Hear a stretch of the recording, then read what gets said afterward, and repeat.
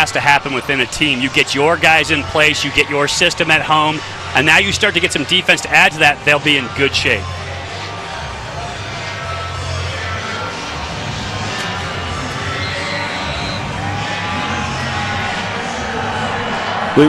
We welcome those of you just joining us to Berkeley as we're getting set for kickoff between California and Grambling State, along with Mike Pulaski and Trey Avent. Roxy Bernstein with you as left-footed kicker Matt Anderson, a sophomore from Danville, makes the run up, and Cal and Grambling State, their seasons are underway. From the 2-yard line, some confusion, and Martez Carter for Grambling State is brought down shy of the 15-yard line, and Cal, outstanding job getting downfield. Patrick Worstel in kickoff coverage with the tackle. Excellent job, guys, staying in their lanes, exactly what you want to see on the opening kick.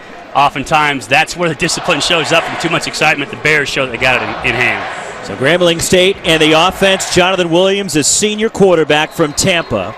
5'11", 185 pounds. There are his numbers last year, 18 touchdowns, 7 interceptions, and he comes out with an empty backfield, 5 receivers. Williams to throw.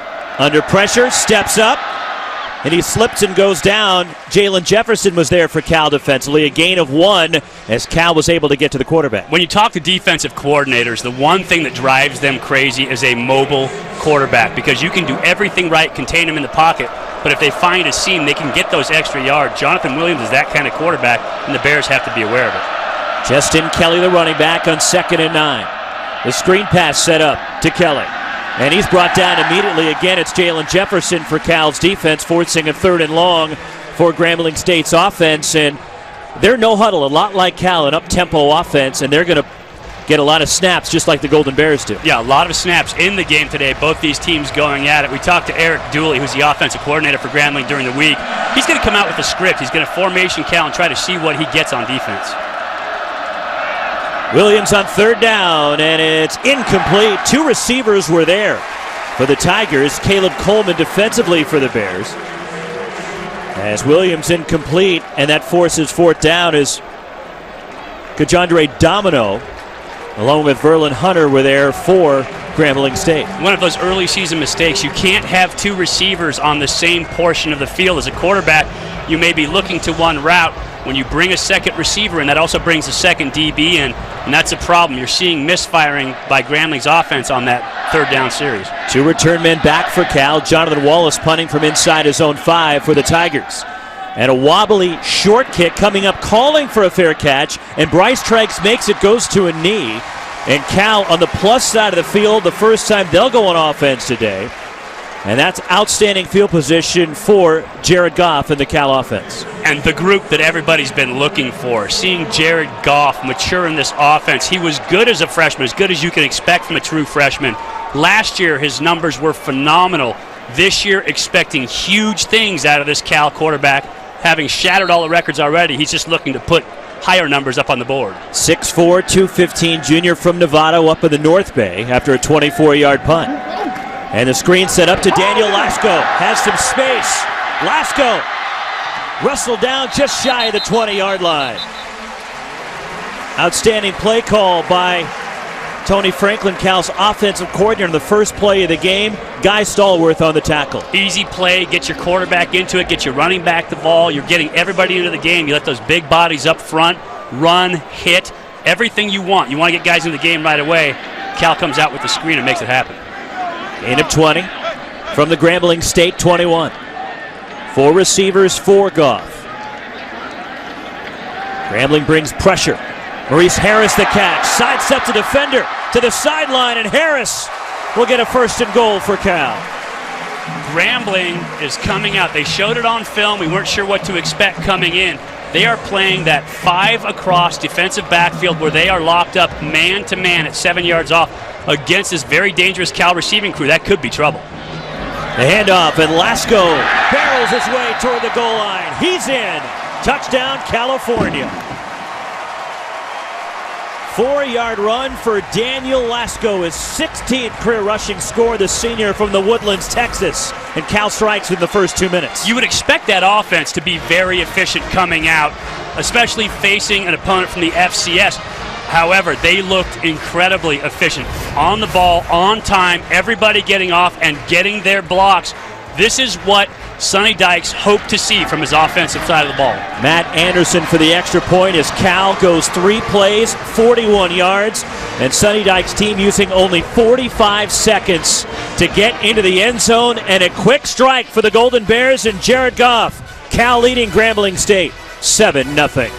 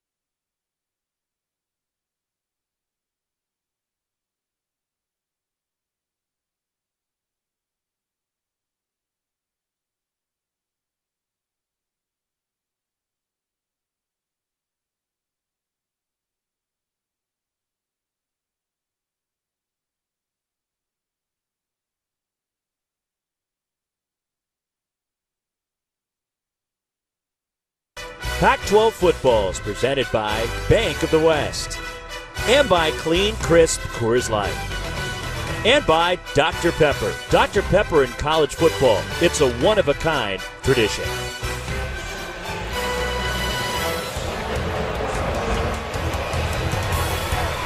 Well, a tremendous Saturday in Berkeley. Daniel Lasco, a 4-yard touchdown run on Cal's first drive of the season, and a tremendous start for the Bears, who are up 7-0 on the Grambling State Tigers. Matt Anderson, the kickoff. Martez Carter from the 4. Carter with a little bit of a seam, breaks a tackle to the outside, and he's brought down just shy of the 40-yard line. A nice return for Grambling State. These are the mistakes that you expect early on. One of the Bears getting washed out of his zone, coming down, creates a little bit of a seam. Grambling doing a nice job of blocking it up, allowing for the return. Special teams, because you're using groups that only get a limited amount of time in practice, is where you're going to find those early mistakes in the season. In Grambling State, Mike, this is a team that relies on the big play, whether it's on offense, defense, special teams. This is something they've had success with last year in the first season under head coach Roderick Foss. And in their schemes, they try to create it. Pass incomplete, but penalty markers all over the place. That one's going to be pass interference against the Bears. Linebackers are not allowed to get there before the ball does. And the officials discussing it, a Pac-12 crew. Could be on Hardy Nickerson, the linebacker, and the officials wanted to let everybody know we're the A crew today. That's right, yes. The A crew is in Memorial Stadium. Having some fun.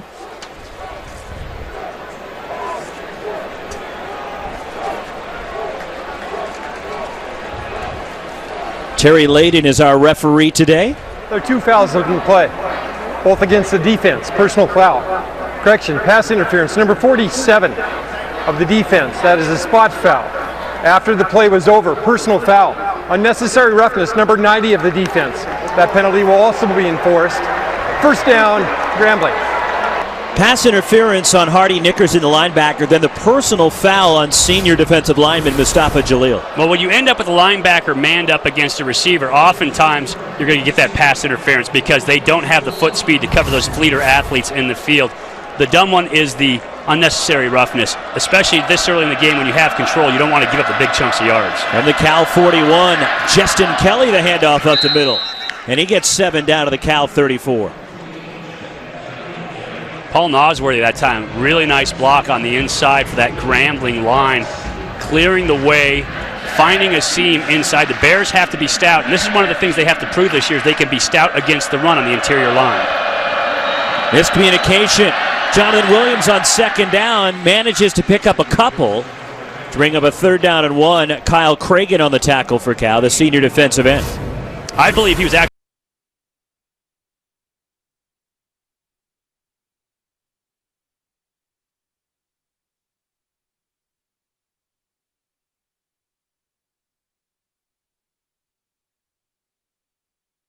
keeping this ball intentionally. He was going to give him that look and then go against Flo, the cutback lane.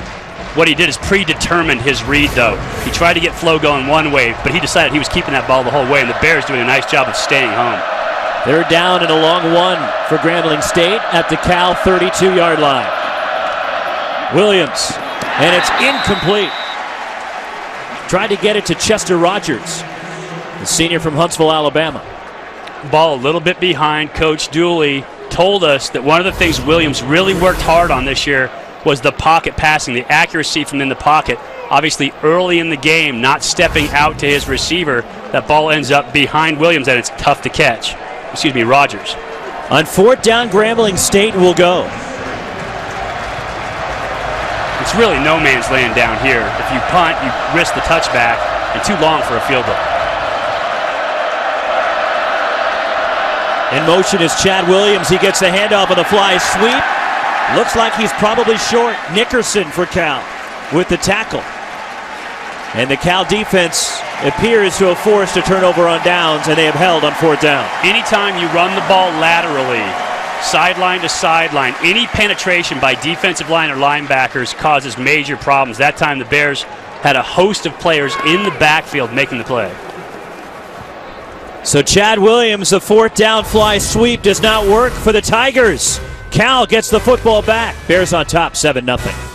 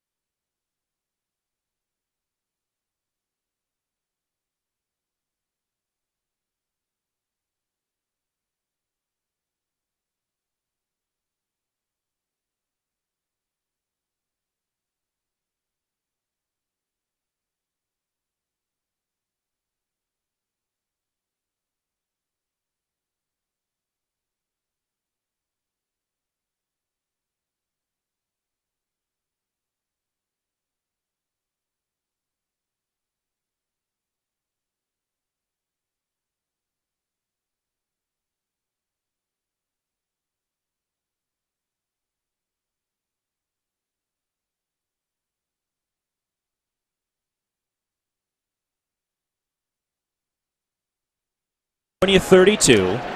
Play action for Goff under pressure, and he goes down. Penalty markers down as well, as they might have had the face mask. Troy Roach, linebacker, along with Derwin Butler, were there. Foul, grasping the face mask. Number 56 of the defense. 15-yard penalty.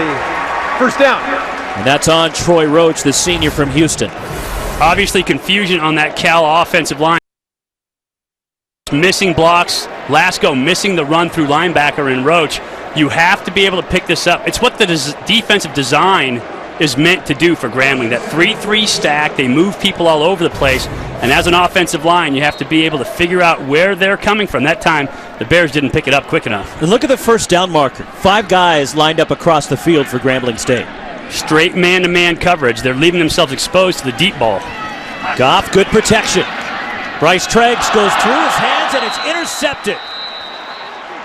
Picked off by Grambling State, and Nicholas Peoples, the senior safety from Shreveport, Louisiana.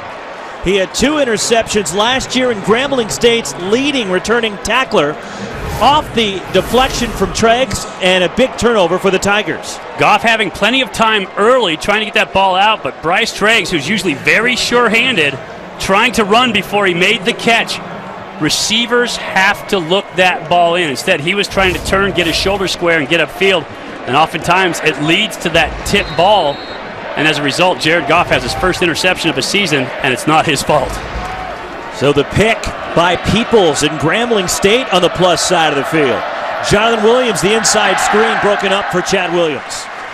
Nicely read by Cal's defense, and that's Cameron Walker. Cal feeling very good about their secondary this year as opposed to the last several years. They've been playing with limited personnel on that side of the ball. This year, they feel they have a lot more depth and some athletes that are really fit for the position. 2nd and 10 from the California 45. Cal showing blitz, and there's movement up front. It appears Grambling State moved early. Number 51 of the offense, 5-yard penalty, still 2nd down. That's on the center, Andre Gunn, the senior from Tampa. You start to show a little pressure. He's got to get things organized. Remember, the center generally is the guy who coordinates your protection up there. If he starts to feel that pressure, starts to see it coming, he starts to move. That sets the whole line. You can't do that if you're the man with the ball in your hand. You have to know when the snap's going to happen. The center gets a false start. Don't they begin the play? They're supposed to. Pump fake. Williams steps up, avoids the rush. On the move. And it's behind the intended target, incomplete. Chester Rogers tried to adjust and come back for it. But you see the dynamic footwork of Jonathan Williams this time. Pumps, sets up his own block, gets outside, great quickness out of the pocket. Now you've just got to complete that pass at the end, finish the play. He didn't get it done. You have to step in as a quarterback and get there. Right now, Williams only 2 for 6 on the day. 3rd and 15 for the Tigers from midfield. Williams on the rollout. Williams will run. And he's brought down well shy of the first down. Nathan Broussard, the linebacker, along with Devontae Wilson, the junior defensive end for California, and it's 4th down for Grambling State. And that will bring the punt team on and Jonathan Wallace. So Trevor Davis going back to return. The defense stepping up. The offense turning the ball over, giving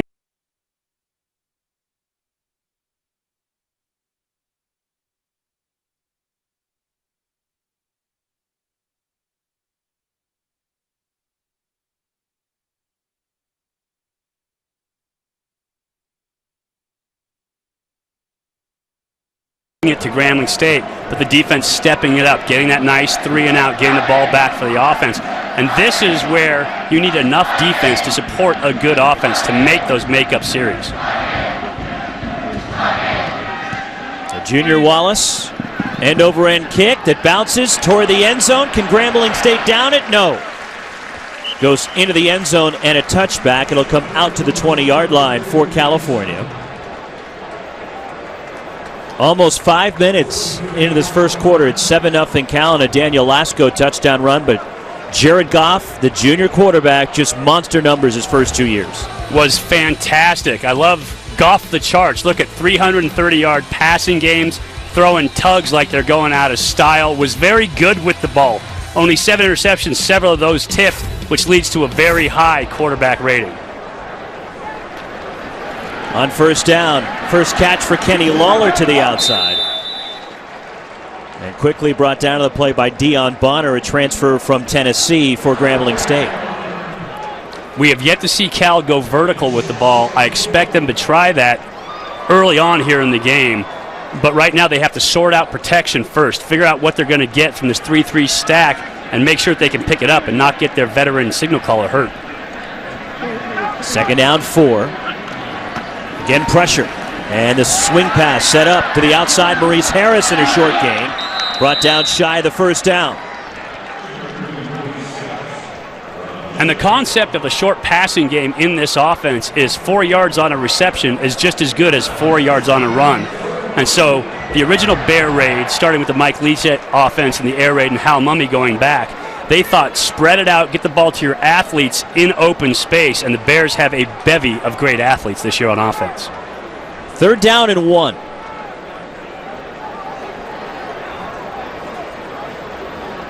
Goff on the move. Lawler with the catch and a 1st down. Fights his way out to the 44-yard line.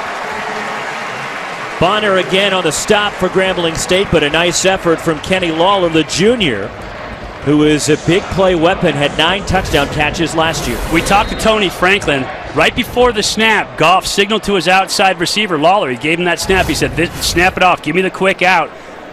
Tony Franklin said Jared Goff's going to be able to call a lot of his plays this season. Darius Powell brought down, maybe got back to the line of scrimmage. Nicholas Peoples, who had the pick on the last Cal offensive drive with a nice play in the open field. But you can see a core group of receivers and quarterback and running backs that have all worked together in this offense on the same page. Jared Goff checking to plays that he wants to run. Mark Tommerdahl over on the sideline working with this group, getting everybody together in sync, trying to make sure that you let the signal caller, your man on the field general, lead this offense. Rick and Wary checks in at running back for Cal on 2nd and 10 from the Golden Bears 45. Blitz picked up. Goff steps up. Tries deep for Bryce Treggs. He's got it. And Treggs down inside the 5. 51 yards. Goff to Treggs. Treggs very quick at that inside receiver spot. And Jared Goff, it looks like he just flicks this ball downfield. Look how effortless this is as a throw. Not a big arm throw, just letting it rock. Finding Treggs down the middle of the field. Outstanding timing, great ball delivered by Jared Goff. 1st and goal from the 4. Goff for the end zone. It's tipped. Trying to get it to Lawler, and Deion Bonner with a nice read. Nearly had an interception. Nice play by Bonner. Bears and Kenny Lawler very good at going for that back shoulder throw. Oftentimes when DBs end up in chase like that, the back shoulder's just stealing out there. That time Bonner hit the jam and then stood in position, was able to knock that back shoulder ball down. Cal in the red zone last year. There were the numbers. Goff today, 7 of 9, 113 yards. And we're not even midway through the 1st quarter. 2nd down goal from the Grambling State 4. Grambling jumps offside, and they blow it down. Unabated to the quarterback, you can't let that run, but Offside. the Bears. Number 58 of the defense unopposed in the backfield. Half the distance to the goal. 2nd down. Michael Jolivet, senior from Beaumont, Texas. So half the distance will move the ball to the 2-yard line. And Jolivet comes in as a 215-pound defensive end, so he better be quick. That time just a little bit too quick on the outside. Malik McMorris checks into the backfield, a freshman from Santa Ana, 5'11", 300-pound blocking back. And he blocks for Vic and Wary. And he fights his way down to the 1. May have lost the football. Grambling State says they have it. And they come away with the football. Javonte Williams, this senior from Zachary, Louisiana, and a fumble at the 1-yard line by Vic and Wary in Cal. You put the heavy package in to make sure you have ball security down the goal line. That time in Wary running, the question is that right knee down before the ball comes out? They're going to replay that in the booth because that's a very close call. It looked like that right knee may have been down as he reached out with that ball to try to extend across the goal line, in which case that ball will be down the 1-yard line. 2nd turnover committed by Cal. Goff with an interception that went through the hands of a receiver. And now Wary losing the ball at the 1-yard line. And you expect mistakes early, but those are pretty big mistakes. Look at that right knee. It's down now. and the hips down, and then the ball comes out. I think that's got to be called back. It's got to be reversed. Again, the ruling on the field is a fumble, and there has to be indisputable evidence to overturn it. And do you see enough that you think they should? I think both the knee and the hip are down before that ball comes out. It gets punched out by a knee as in where he's trying to reach that ball across the goal line. So I think this will be overturned. Sonny Dykes hoping that it is overturned.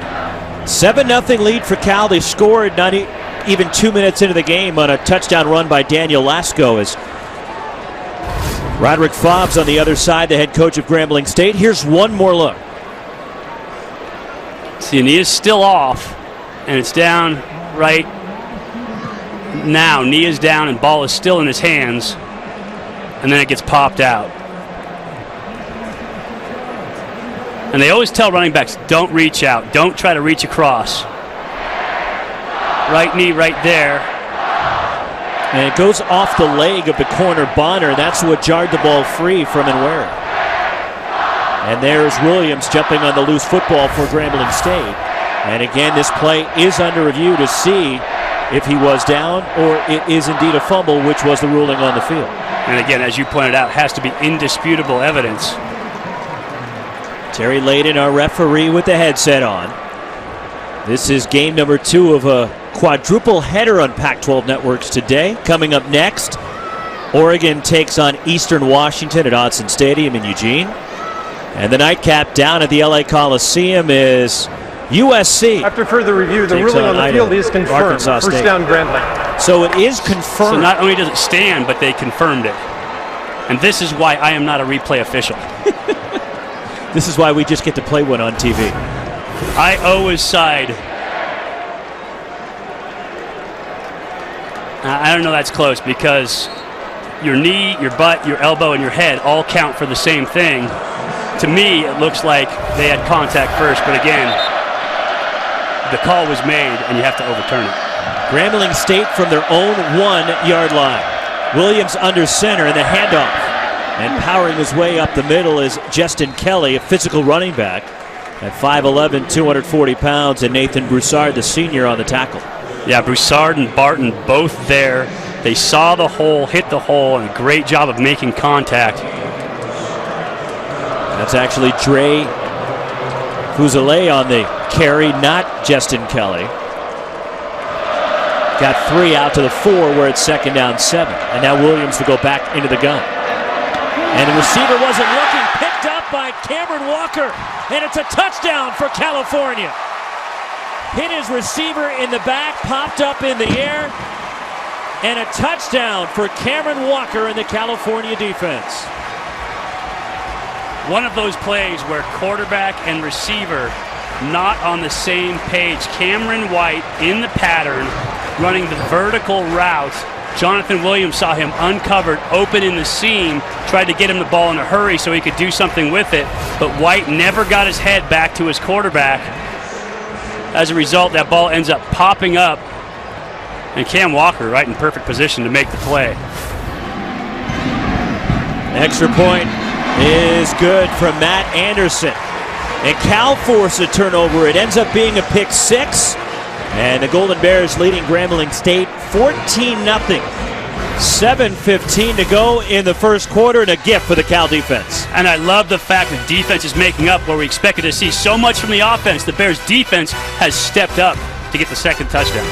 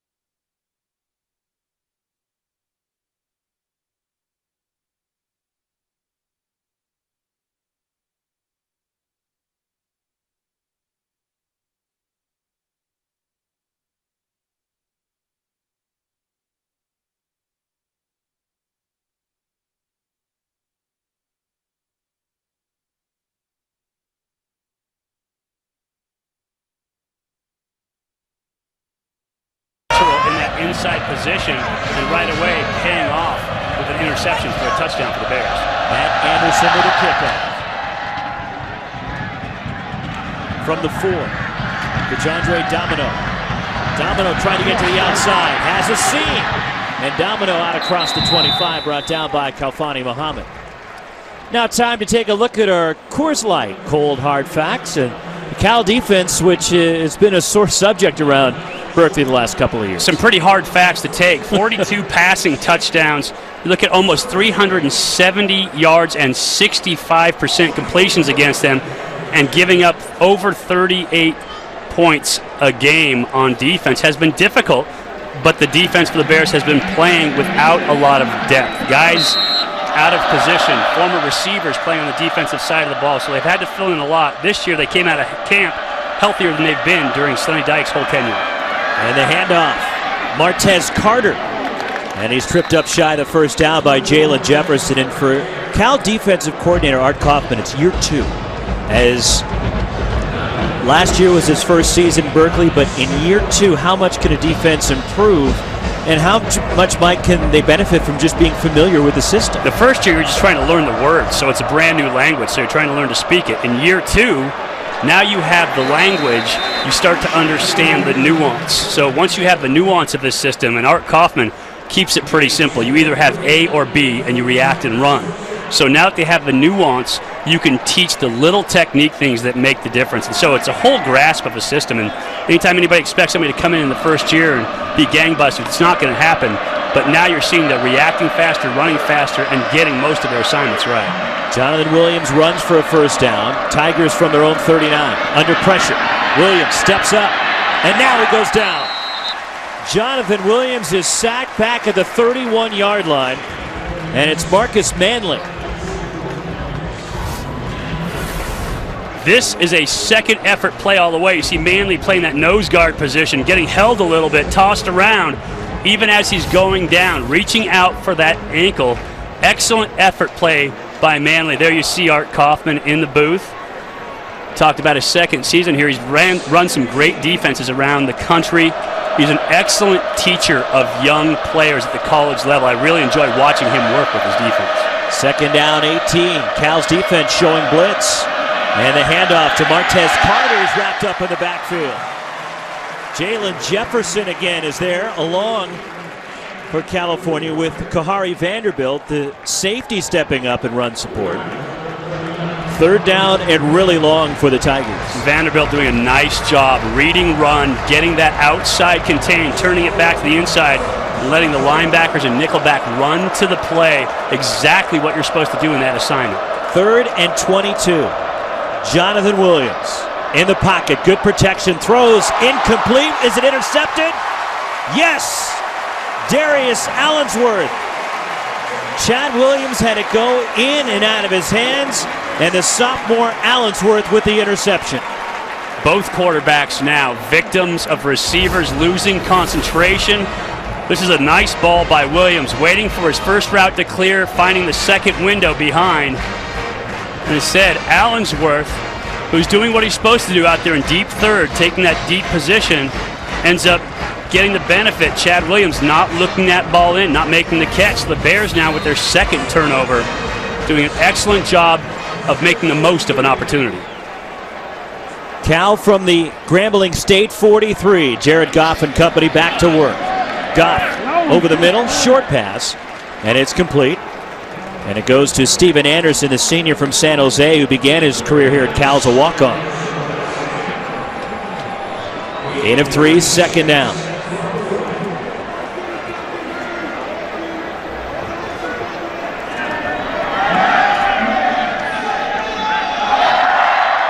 action from Goff. Out the flat, Darius Powell. First down, California.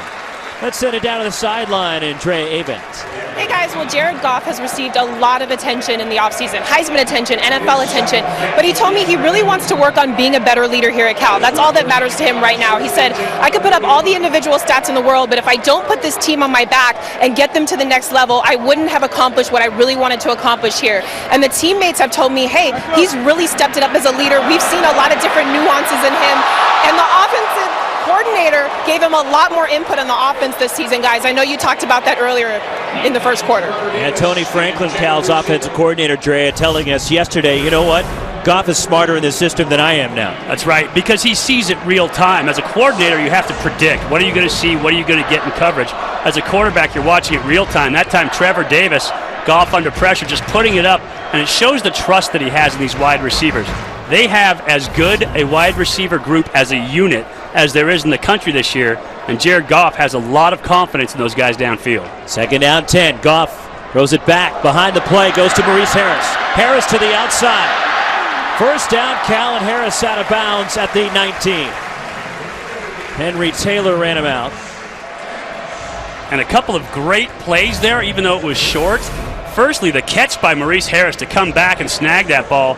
And then Bryce Traggs on an excellent cut block downfield, clearing the way, and Harris finding the sticks for that first down. From the Grambling State 19. Cal in the red zone again, leading at 14-0. Goff fakes to Lasko, fires for the end zone, too high for Lawler, incomplete.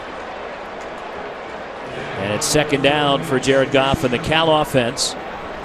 You look at all the production that's back for Cal from last year, as this offense brings back nearly 100% of its passing, almost 99% of its rushing, and 88.5% of its touchdowns scored from a year ago are all back for this Cal offense. All back with another year of experience and another spring ball.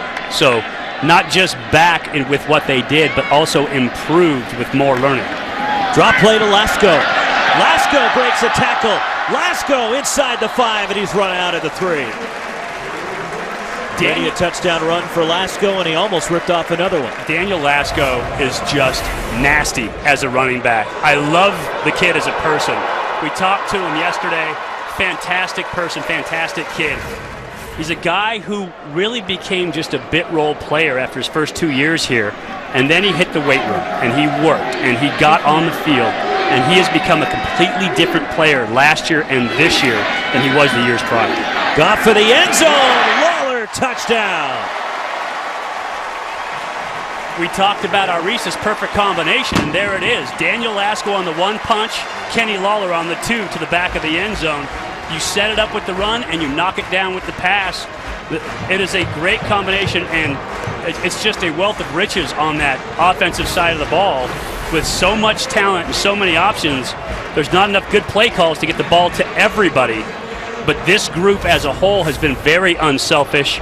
And Jared Goff told me this year what he's looking for is W's. Nothing but W's. Matt Anderson makes it 21-0 with the extra point. With just over 3 minutes left in the first quarter, California leading Grambling State now 21-0. First touchdown pass for Goff of 2015. The dive fake inside holds the linebackers, which gives you that clear throwing lane downfield. Kenny Lawler doing a nice job with the jab fake for the fade, which you have to honor if you're a DB, and then coming under on the slant. Well executed, exactly how you draw it up on the board. And as a quarterback, you got to like having Kenny Lawler out there to throw the ball to. So Jared Goff, his 54th career touchdown pass. Tied for second in Cal history with Pat Barnes. Only Kyle Bowler, who would go on to be a first-round draft pick and a 4-year starter here at Cal, ahead of Jared Goff now on the Cal all-time touchdown passing list. And where are you, Mike Pulaski? Well, I'm not in that list. No, well, you're not. Obviously not in the top 2 now. I'm not in the top 10, I don't think. There's been a lot of great passers here. You look at Bartkowski, Joe Roth, Troy Taylor. I mean, you can go down the list of great ones. Aaron Rodgers, right? So there's a lot of great quarterbacks who have come through here, and we tended to run the ball a lot when we got down near the goal line. And the kickoff from Anderson into the end zone. And Domino will bring it out, and he's chopped down as he crosses the 10. And again, hustling down on special teams kickoff coverage, Patrick Worstel. Coming up next, our quadruple header continues on Pac-12 Networks. Next up, number 7 Oregon, and Vernon Adams going against his former team, Eastern Washington. That's at 5. Then at 8 tonight in LA, Arkansas State against number 8 USC. Coverage continues next on Pac-12 Networks, or watch Pac-12 now, pac-12.com. And this is all still to come for Pac-12 football fans. A couple stars from around the conference right there. Mike Berkovicki, not really a new face down there at Arizona State, taking over for Taylor Kelly to be the man in that system. Of course, Cody Kessler, very efficient for USC last year. It's got to be weird for Vernon Adams, his first game with his new team against his old team. A graduate transfer at Oregon. Justin Kelly a short gain on first down.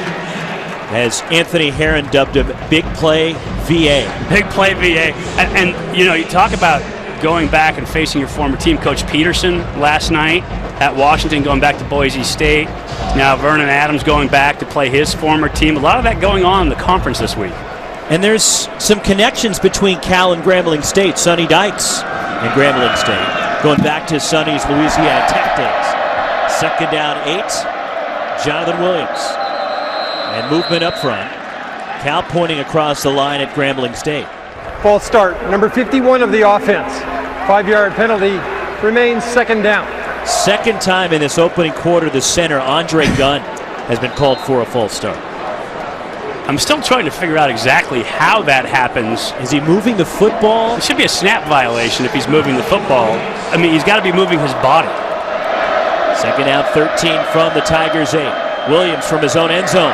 Down the right sideline. And it's incomplete. Well defended on the play. Darius White in coverage for Cal. Trying to get that one to Verlin Hunter. And it brings up third down. But so Sonny Dykes was at Louisiana Tech for 3 years prior to Cal, which is just 3 miles down the road from Grambling State. Right down the road. And he had several coaches now coaching for Grambling State, Broderick Fobbs being one of them, coming in to interview for positions at La Tech when he was the head coach there. And Sonny's first game as the Louisiana Tech head coach against Grambling State. And the wide receiver screen, short gain for Chad Williams, forces fourth down. And Sonny Dykes telling us he was really impressed with Broderick Fobbs when he interviewed him, didn't hire him. Fobbs was at McNeese State at the time, would go on. Now this is his second year as the head coach at his alma mater, Grambling State. And I think that's a great story. Coaching at your alma mater, what a wonderful thing to do, to be able to bring it in. He talked about family all during the interview, what it meant to be part of that Grambling tradition, that Grambling family. Jonathan Wallace punting from his own end zone, and it's blocked. Takes a Grambling State bounce. Cal backs away from it, and this one will be touched down at the 23-yard line. So a blocked punt, and Cal with great field position.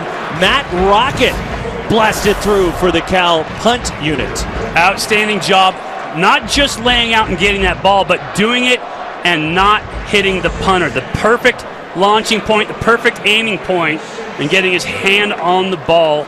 Excellent special teams play by Rocket, a guy who's working for a position, a running back, trying to see time on the field. There's so much depth at that position. He's making an effort and showing up where he can. Rocket blasted through. I liked it. No, okay. I loved it. Thank you. I loved it. I was right there with you, Ross. Drop play to Lasco. And he's brought down across the 20 at the 19, a pickup of 4. Starting to see some of that flow with the offensive line, starting to move guys. This Grambling defense is talented but undersized. Their biggest linebacker comes in at 225 pounds, so Cal has the size advantage, and they should, as this game wears on, start to get good movement on that front line. Approaching a minute to go in the opening quarter. Goff fires for Lawler. Second time they've hooked up for a touchdown, and it's now 27-0 Cal, the extra point coming. And again, the jab fake holds the linebacker, freezes athletic guys inside. And if Grambling wants to go man-to-man against Kenny Lawler on the outside, check that. If anybody wants to go man-to-man against Kenny Lawler on the outside, it's a mismatch. And so if you're going to get your singled-up receiver in man coverage, you have to take advantage of it. Matt Anderson 4 for 4 in his extra points. 28-0 Cal leading Grambling State. Let's send it back to our Pac-12 Network studios for a game break. Roxy, we've got a Trans-America game break for you. From Westwood, Miles Jack with the 1-yard touchdown run. Big first half as well for Josh Rosen. 2 touchdown passes, no interceptions. Bruins up 24-9. Back to you. All right, Anthony, here it's 28-0 California leading Grambling State. Here's our 76 drive summary. After the block punt, Cal took them just 2 plays to get into the end zone.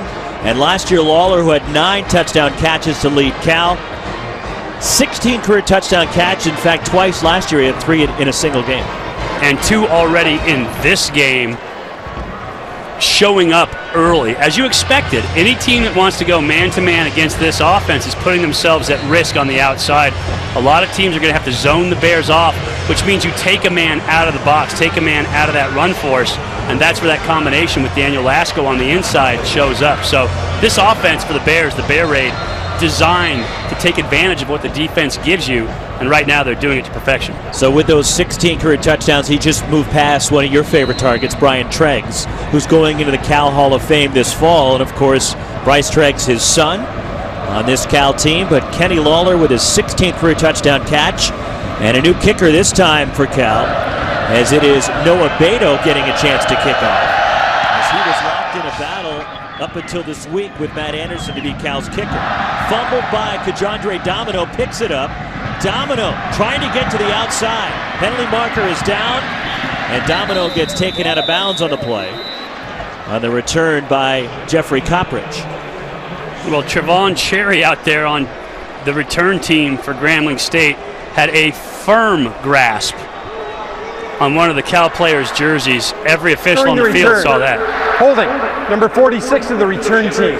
Half the distance to the goal. First down, Grambling. Deontay Hatter called for the hold. And tough. You see that right there. You can't grab a guy and hold the jersey.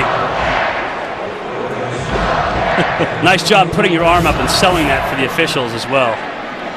5 penalties now against the Tigers today. 50 seconds left in this first quarter. And they've had a tough time getting anything started so far. To back them up towards their own end zone makes it even tougher. Well, it's the handoff on first down. Not much there. Justin Kelly, the junior from Port Allen, Louisiana. Change at center, by the way, for Grambling State. Terry Boyd is in on the offensive line. On 2nd and 9, under pressure, spinning, and just throwing it away. It's intercepted, and diving for the end zone. Devontae Downs with a touchdown. Outstanding pressure by that Cal front. We're seeing some of the players listed as number 2 on the depth chart that time. You see Davis getting upfield, Puka-Lopa coming in behind, putting pressure on Williams. The ill-advised throw. As a quarterback, you can't do this. You can't just throw it away without looking first. Yes, you're going to take the safety, but is safety better than throwing the interception for the touchdown? The sophomore from Mount Lake Terrace, Washington, with a pick 6, the second pick 6 of this opening quarter of the season for Cal. And it's now 35-0, California leading Grambling State with 21 seconds left in this first quarter. And head coach of Grambling State, Broderick Fobbs, can't be happy with what has transpired here in the first 15 minutes. Trying to figure out how to get any spark going on offense. The Bears turning up the heat on defense. And what happens when you're on the road, away from your home crowd, and you start to feel that pressure? Then you get the penalty, you back yourself up. That's what I was saying. Even tougher, that defense starts to smell blood in the water, and they come after it. They come after you hard. And so it's tough to get focused and back into the game as an offense when all this pressure is applied. I'm going to throw this at you now. We have 21 seconds left in the first quarter. It's 35-0. The opening game of your senior year at Cal against Pacific. Your team put up 86 points in that game. Is that in trouble? Oh, it's definitely in trouble. We're talking about 1 quarter of play. I wouldn't expect to see the starters on the offensive side of the ball for a lot longer. I played a quarter and a half in that game. And then the twos and everybody else came in. And it's a great opportunity. It's why you play these games, is so that you can get more players on the field. You can get guys experience, because nothing teaches like game experience. You beat them so badly, Pacific no longer has a football program. Yes. We ran out of ammunition for the cannon. Martez Carter on the return. And Carter trying to spin it outside, and a solid return by Martez Carter, the sophomore from Monroe, Louisiana. Out across the 30-yard line. So 35 points in this first quarter has tied a school record for the most points in a quarter. which is not surprising. That's a lot of points for one quarter. And think about this. You talked about our team back in 1991.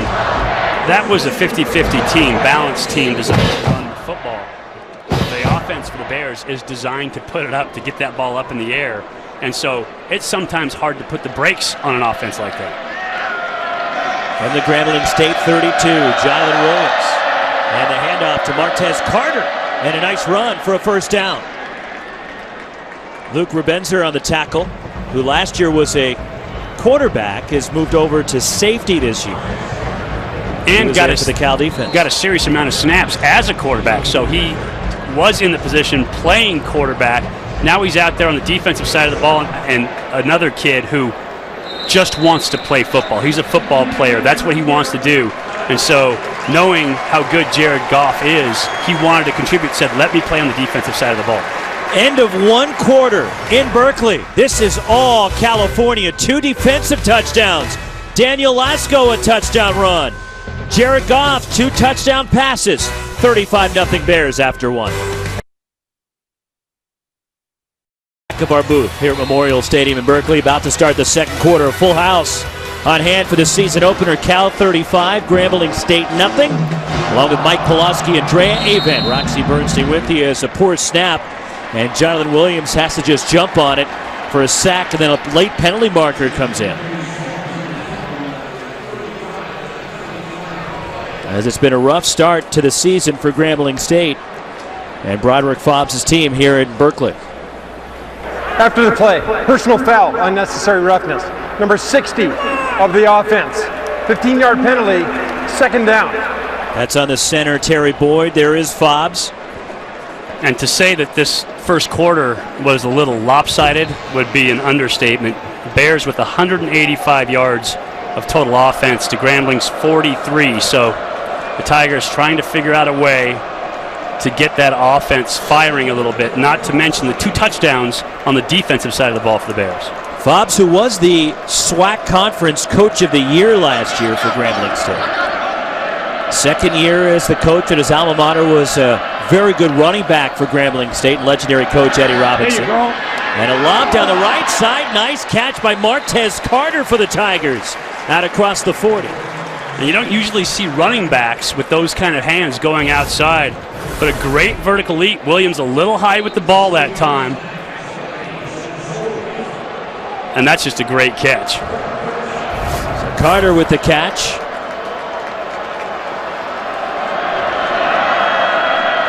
Third down, 13. Under pressure, Williams rocked as he threw it, incomplete. As the pressure coming from the blind side, and Todd Barr. Also Jonathan Johnson there for Cal. And a lot of the questions around this Bears team has been around the defense. How are they going to get to the passer? How are they going to stop the run? And granted, maybe this isn't the game that you judge that by, but showing good things on that defensive side of the ball. The front 7 has been good in the number 1s. They've been good in the number 2s. The secondary has been in position. So the defensive side of the ball so far for the Bears is looking up. First charge timeout, California.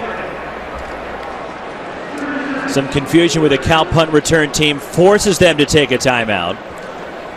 But Grambling with the punting unit on the field here, getting ready to send it back over to California. Immediately following the USC-Arkansas State game tonight. Make sure to stay with us for Pac-12 Final Score. Join Mike Yam and our crew, the Pac-12 experts. They wrap up this opening Saturday of college football. Pac-12 Network Final Score on Pac-12 Network, where champions play. Vernon Adams' debut as the Oregon quarterback still to come. Plus get to take a look at Cody Kessler and USC tonight.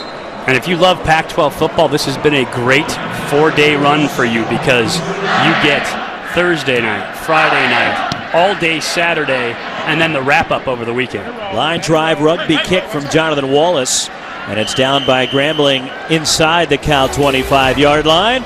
Jared Goff and the Cal offense going back to work. They're a big in their opener for 2015.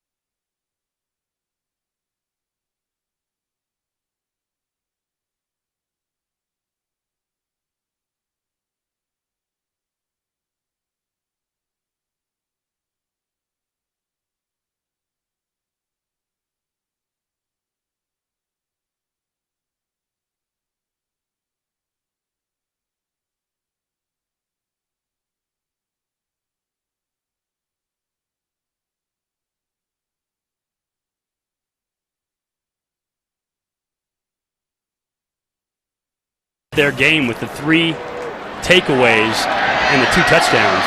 Jared Goff to Kalfani Muhammad on a first down pass. Cal quickly up to the line. And that's the thing about this offense, is it's relentless. They continue to run a no-huddle offense at the line of scrimmage. All of those offensive tools I was saying earlier, sometimes it's hard to put the brakes on this type of offense. Last year, Cal 3rd in the Pac-12, 13th in the country in total offense, just under 500 yards a game. And adjusting is Trevor Davis in the catch into Grambling State territory and out of bounds. A great ball by Jared Goff to the outside. Even better than that, the route by Trevor Davis, allowing Goff the space to his outside. So many times wide receivers take that route to the sideline where your quarterback has nowhere to put the ball. That time, Trevor Davis staying on the numbers, allowing that outside space so that Goff could deliver a ball even when he was covered. Grambling State coming after Jared Goff on every play, and he's got receivers downfield in one-on-one coverage. Lasco lost behind the line for about a loss of 2 on the play. As a good surge up the middle, and Arquez Cooper there for Grambling State's defense. Good push, and again, from that 3-3 look for Grambling, they're going to come in different gaps, find different holes, run twists and stunts up front. That time the Bears not able to pick it up, and the penetration is what shut down the run. 2nd down, 12. Penalty marker down, screen to Davis. Trevor Davis inside the 35. Brought down.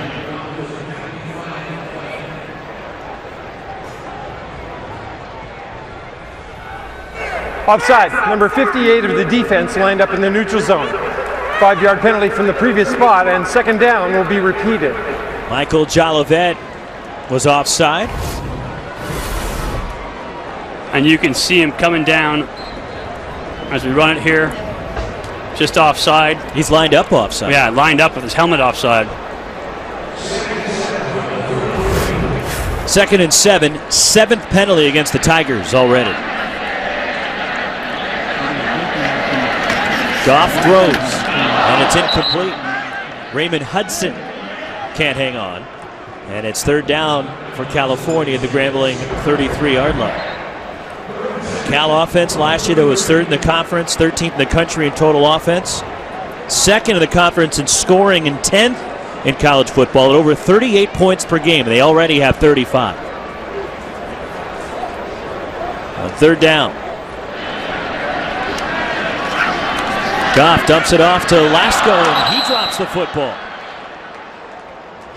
Jordan Stargell there for the Tigers.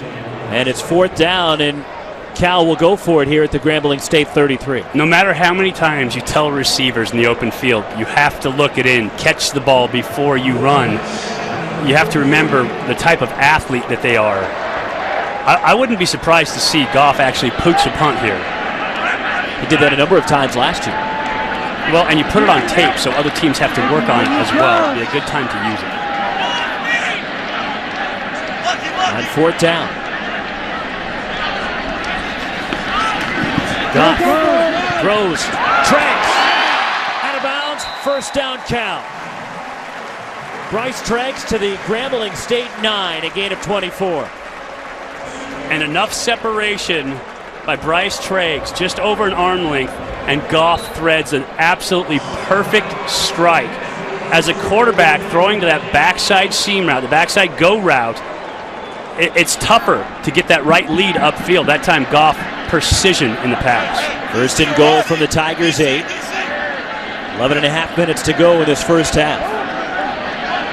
Goff already with 2 touchdown passes today. Lasco to the outside. And he is leveled behind the line of scrimmage. Outstanding pursuit by Grambling State. Nowhere to go. Had that left leg trapped under him and just became a still target out there. You see him try to make that cut. Excellent job of wrapping up your runner. Leaves him high for the big hit by Guy Stallworth. And as a defensive coordinator, that's how you want to see your guys react. React, read, run, and hit. Lasco just pinned down, left open for the shot. Everett Todd, Grambling State's defensive coordinator, will be happy with that last sequence. On 2nd and goal, Goff for the end zone. Caught, touchdown, the 3rd for Kenny Lawler. for the third time in his career, as you pointed out earlier, Rox. So difficult when your scheme for Grambling State dictates that you end up in that man coverage. They're trying to pack the box, stack it in so they can stop the run on the inside, which means you're going to leave your corner on an island, and you can't do that versus Kenny Lawler. Extra point banged through by Matt Anderson. Five catches, 59 yards, and now the third touchdown catch for Kenny Lawler. This one all California.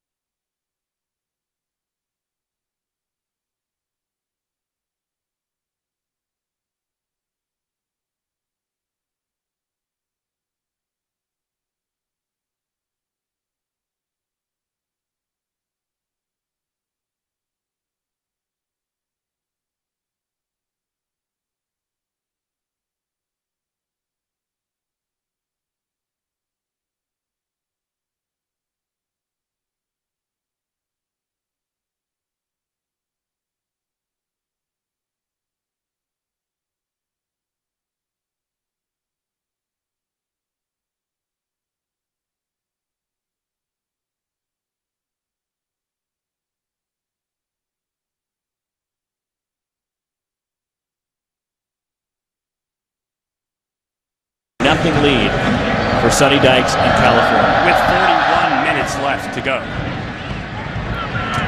On the return, Martez Carter to a knee. It'll come out to the 25. 42-0 Cal. For an update in the Pac-12 Network studios, here's Anthony Herron. Thanks, Roxy. We got another Bank of the West game break for you here. Back to Memorial Stadium we go, where Josh Rosen finds all Pac-12 defensive lineman Kenny Clark on the offensive side of the football. Rosen, 27 out of 34, 348, and 3 touchdowns, driving yet again. All right, and a good start for UCLA and their true freshman quarterback, Josh Rosen, down at the Rose Bowl against Virginia. Got to see him play in the high school state championship, and he is a solid quarterback. He has all the tools you're looking for, just like Jake Browning up at Washington. Expected to see these two young quarterbacks get a lot of experience, a lot of playing time this year. Turns out they're starting for their team, so they're going to get it the hard way, which is under fire. First down give, and Jonathan Williams, the quarterback, gives it to Justin Kelly. And no gain on first down. Mustafa Jalil there for the Cal defense. There's been a bevy of true freshman quarterbacks around the Pac-12 lately. We have one here today, and Jared Goff starting as a true freshman when he came in. Now you've got Rosen, you've got Jake Browning, which tells you that a lot of young quarterbacks getting schooled very well in their high school systems are able to step into that role when they come to the college level. Anu Solomon last year was a redshirt freshman as the starter for Rich Rod in Arizona. Kelly again the handoff, short game, forcing third down and long. Sean Mannion, just graduating from Oregon State, was a 4-year starter. Yep.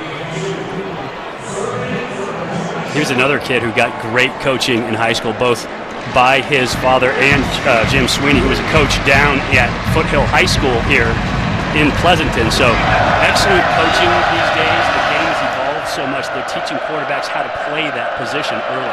Sefo Lufau at Colorado was a freshman quarterback. Williams going deep on third down, and it's incomplete. Almost coming down with it, Dominique Leak. The junior receiver tried to adjust and come back for it. And Dejon Grace in coverage for Cal, and it's a 3 and out, and the punting unit on for the Tigers.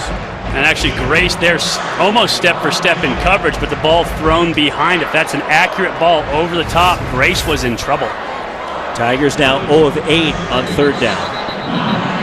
And a timeout taken by Grambling State. They were a man short. So they take a timeout with 9:25 to go in the first half. Let's go down to the sidelines. Andrea Avent. Hi, Roxy. I'm here with Larry Pinnell. He's the band director for the world-famous Grambling State Tiger Marching Band. How you doing? I'm doing fine today, enjoying this California weather. Nice. Well, I know that the Grambling Band has been around since 1926. What is it like for you to be a part of such a historical franchise?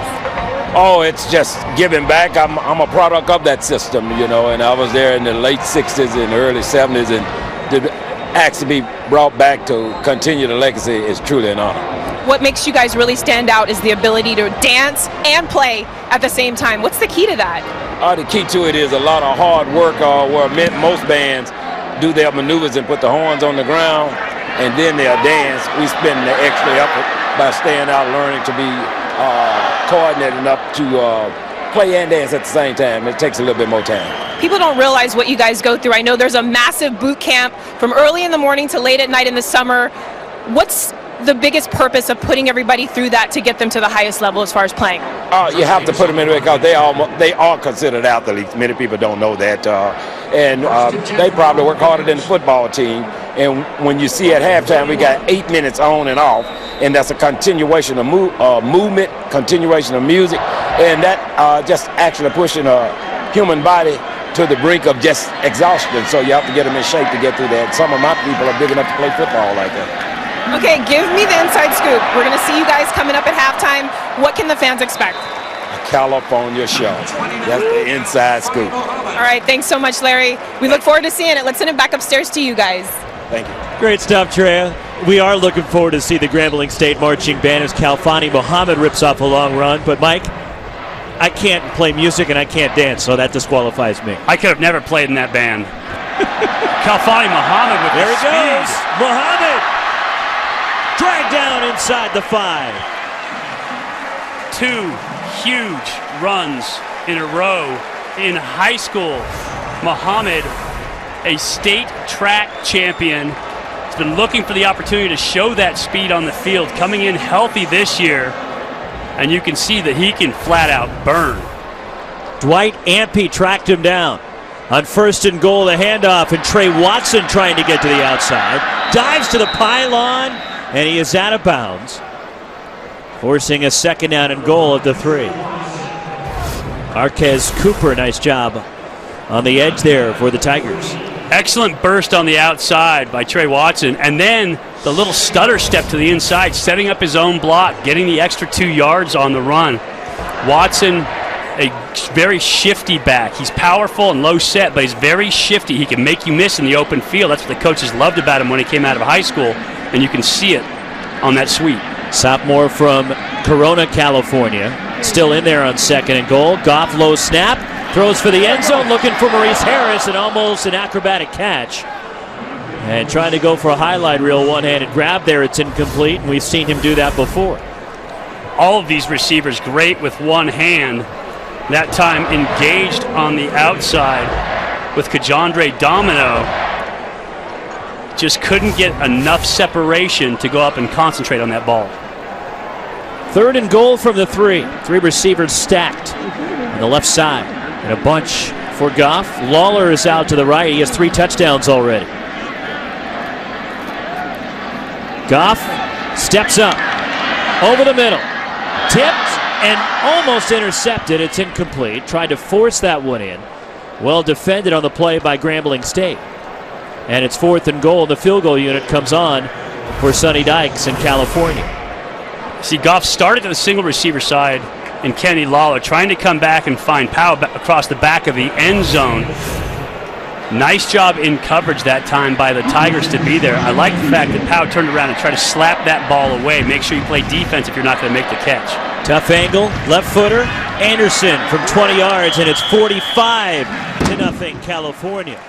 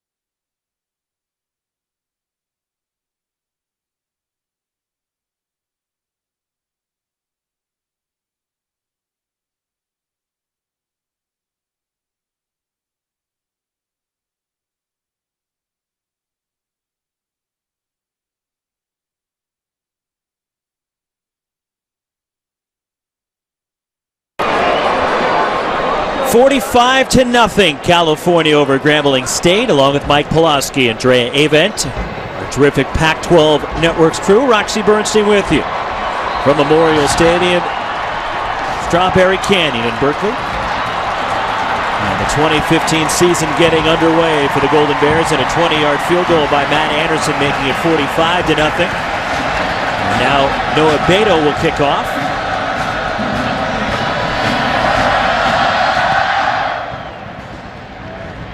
On the return for Grambling, this is Brenton Terrence. Terrence, the lane closes up. He gets out across the 20-yard line, and Grambling State goes back to offense. Time for the Nissan Heisman Watch. J.T. Barrett and Ohio State. We assume J.T. Barrett's going to start, Mike. Urban Meyer won't confirm it. Voted as a captain by his teammates. It's a pretty safe bet. I've talked to Urban. I know how much he likes this kid. Safe bet. Boykin coming out, TCU, not quite what you look for their opening game, but obviously a kid, a ton of numbers, a great player. Nick Chubb, UGA is always going to get a ton of publicity.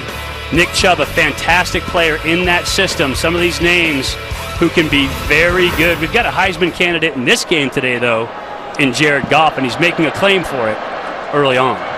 Also a Heisman candidate coming up later tonight on Pac-12 Networks. Cody Kessler. A couple of them. I think Cody Kessler and my outside player, Adoree Jackson, if he makes some noise on the offensive side of the ball. What a play by Jonathan Williams. Racing down and into California territory. Outstanding play call, and Kajandre Domino on the reception. And the biggest play of the day for the Tigers, and they're into Cal territory. You get the freeze on the run fake. Linebackers react up. As soon as they do that, wide open on the outside, you can't react up. If you're an outside player and your job is to cover that deep third, you have to stay in that deep third. A lot of guys want to get their nose in the play, come up and make a play on it. That time, trying to get in there and tackle the run, the Bears got in trouble. Anu Solomon does that really well for Arizona. A handoff to Justin Kelly on first down.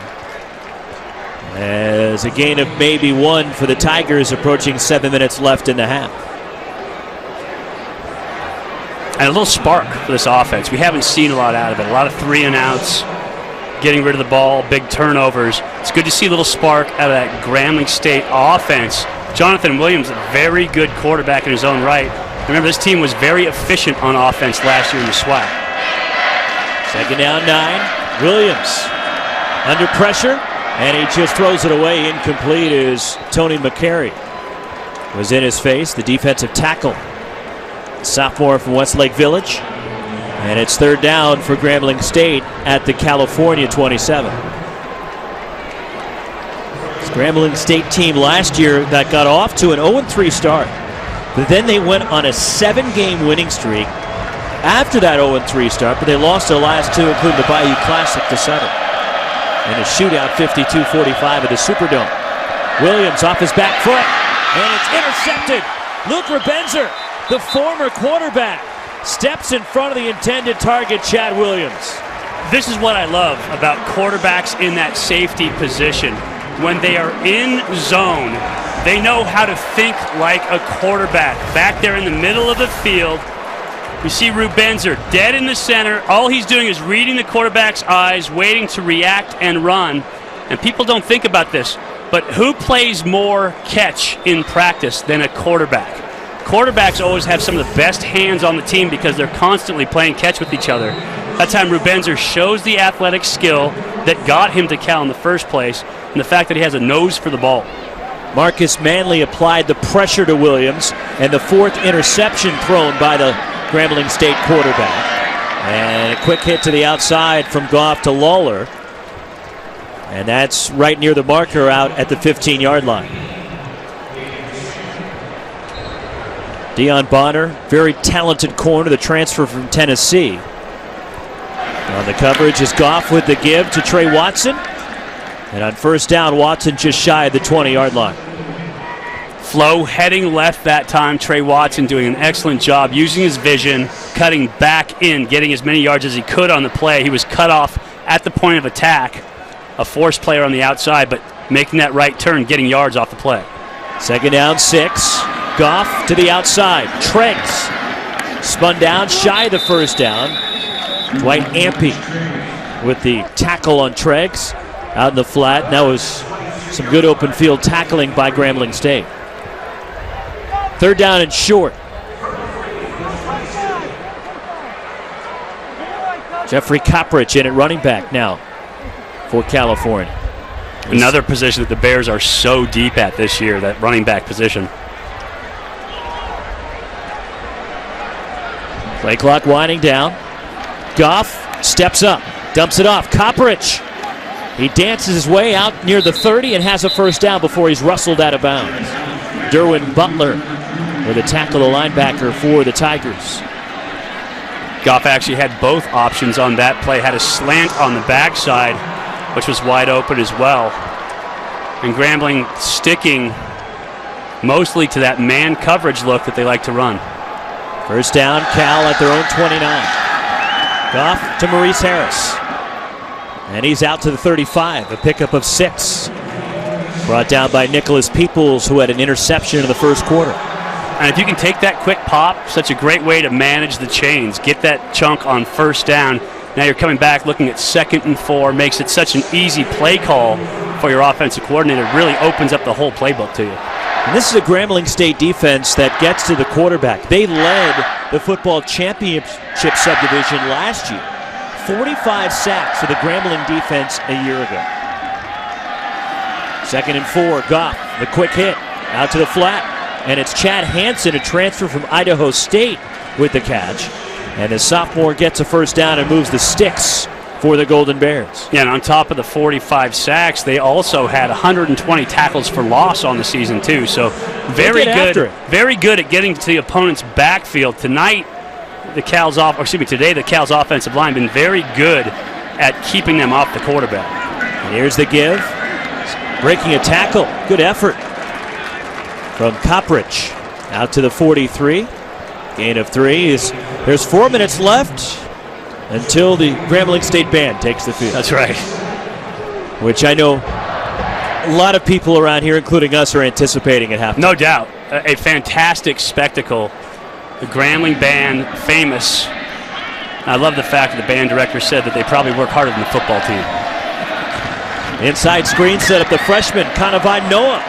And he's into Grambling State territory. Another Cal first down. And Jared Goff getting close to 300 yards here in the first half.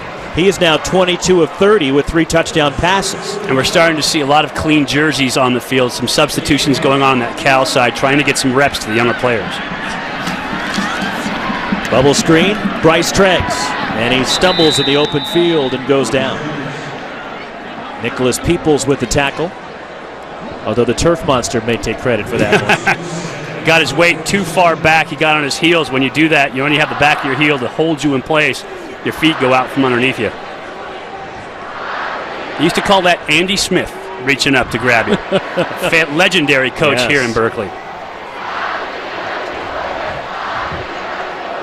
On second down, the pressure, Goff steps up and underneath. And it's Bug Rivera with the catch. Bug Rivera down the sideline. And the nephew of Ron Rivera, Bug Rivera, transfer from the University of San Diego. Cal with another first down. Speaking of legendary Golden Bears, Ron Rivera, fantastic linebacker, went on to become a great NFL player, now a head coach. With the Carolina Panthers, 11th play of the drive. Inside the red zone, Goff, the handoff, and jumping. Trey Watson leaps his way to a first down. And a couple of Grambling State players slow to get up.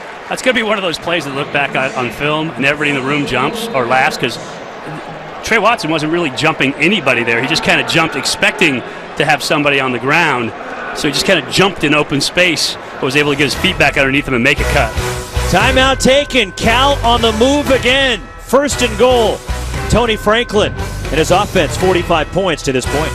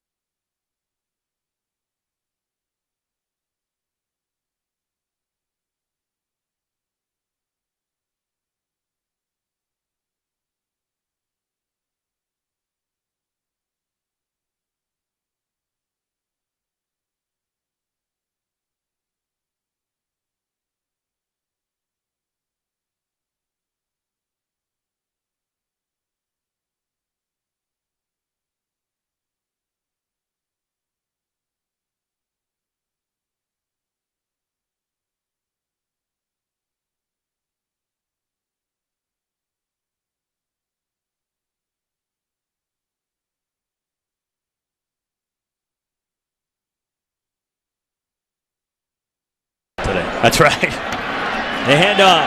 Vic and Wary into the end zone. Touchdown Cal, their second rushing touchdown today. And for Vic and Wary, his third career score. And Wary, that big back, coming in at 6'2", 230. You put him in as the tailback in that heavy package. Done a great job of going from a guy who wanted to dance, because in high school, all these running backs were the best athlete on the field, to at this level where he's using the gifts that he has, which is his size and speed. Extra point and another one for Matt Anderson, and it's 52-0. California leading Grambling State, a minute 50 left in the half, and here's the touchdown run. Bears lucky they didn't get called for illegal motion on that time. Right side of the line. Yeah, Malik McMorris in there in that heavy set at fullback. But in Wary doing exactly what the coach is wanting to do. Punish people going into the end zone. Be that pile driver heading into the paint. 13 plays, 95 yards, and Cal used up just over 4.5 minutes. And Sonny Dykes' team finds pay dirt again. 52-0 California. And we still have 1:50 left until halftime. Also 2 defensive touchdowns for Cal today, and a couple hiccups along the way with the interception that Goff threw early, went through the hands of a receiver, plus the fumble that Cal had at the Grambling State one. But this has been complete domination by California team. There's a lot of excitement, anticipation around Sonny Dykes' program here in year 3. And today, to this point, they've lived up to the billing. Been very efficient. Done what you expect them to do in this game. Remember, first live action since last fall. So you're going to expect a few mistakes, but they've been very efficient with the ball and very good moving people around. Anderson's kickoff. Martez Carter spins out across the 20. And Grambling has the ball, 1:44 left in the half. Pac-12 Network, their quadruple header continues. Next weekend will start at 11 a.m. You'll either see Sacramento State against Washington or UMass in Boulder against Colorado. Cal hosts San Diego State at 2. USC, the Trojans, hosting Idaho at 5 o'clock. Then the nightcap, Arizona State and the Sun Devils, Todd Graham's team, against Cal Poly in Tempe. Our quadruple header coverage again next Saturday at 11 on Pac-12 Networks, pac-12.com. Check it out, Pac-12 Now, and there's the Grambling band getting ready. Getting their stretch on. Yeah. Here's a handoff to Carter. And a gain of about 5 for Martez Carter. And Grambling State trying to go to work quickly here to try to get something going, to feel good about themselves going into the locker room. They have to find some kind of flow on that offensive side of the ball. As a player at this level, you have a certain amount of pride. You are never out of the game. They want to move the ball. They obviously want to get in the end zone. At the same time, this Cal defense right now pitching a shutout and looking to keep it. Williams on the move, and it's Domino again with a first down. And Kajandre Domino out to the 38, the senior from Baton Rouge. Again, same play design, run action, fake, draws the defense up. Luke Rubenzer back there playing safety, staying at home, doing what he's supposed to do, looking right at home at that safety position. Grambling State does have a timeout, but they'd love to get some points on the board before halftime. Carter, and he's out to the 40, and the pile moves forward about another yard or 2. Nathan Broussard saying he's got the football, but play was blown dead. And losing a helmet, Martez Carter, mandatory rule, must sit out a play.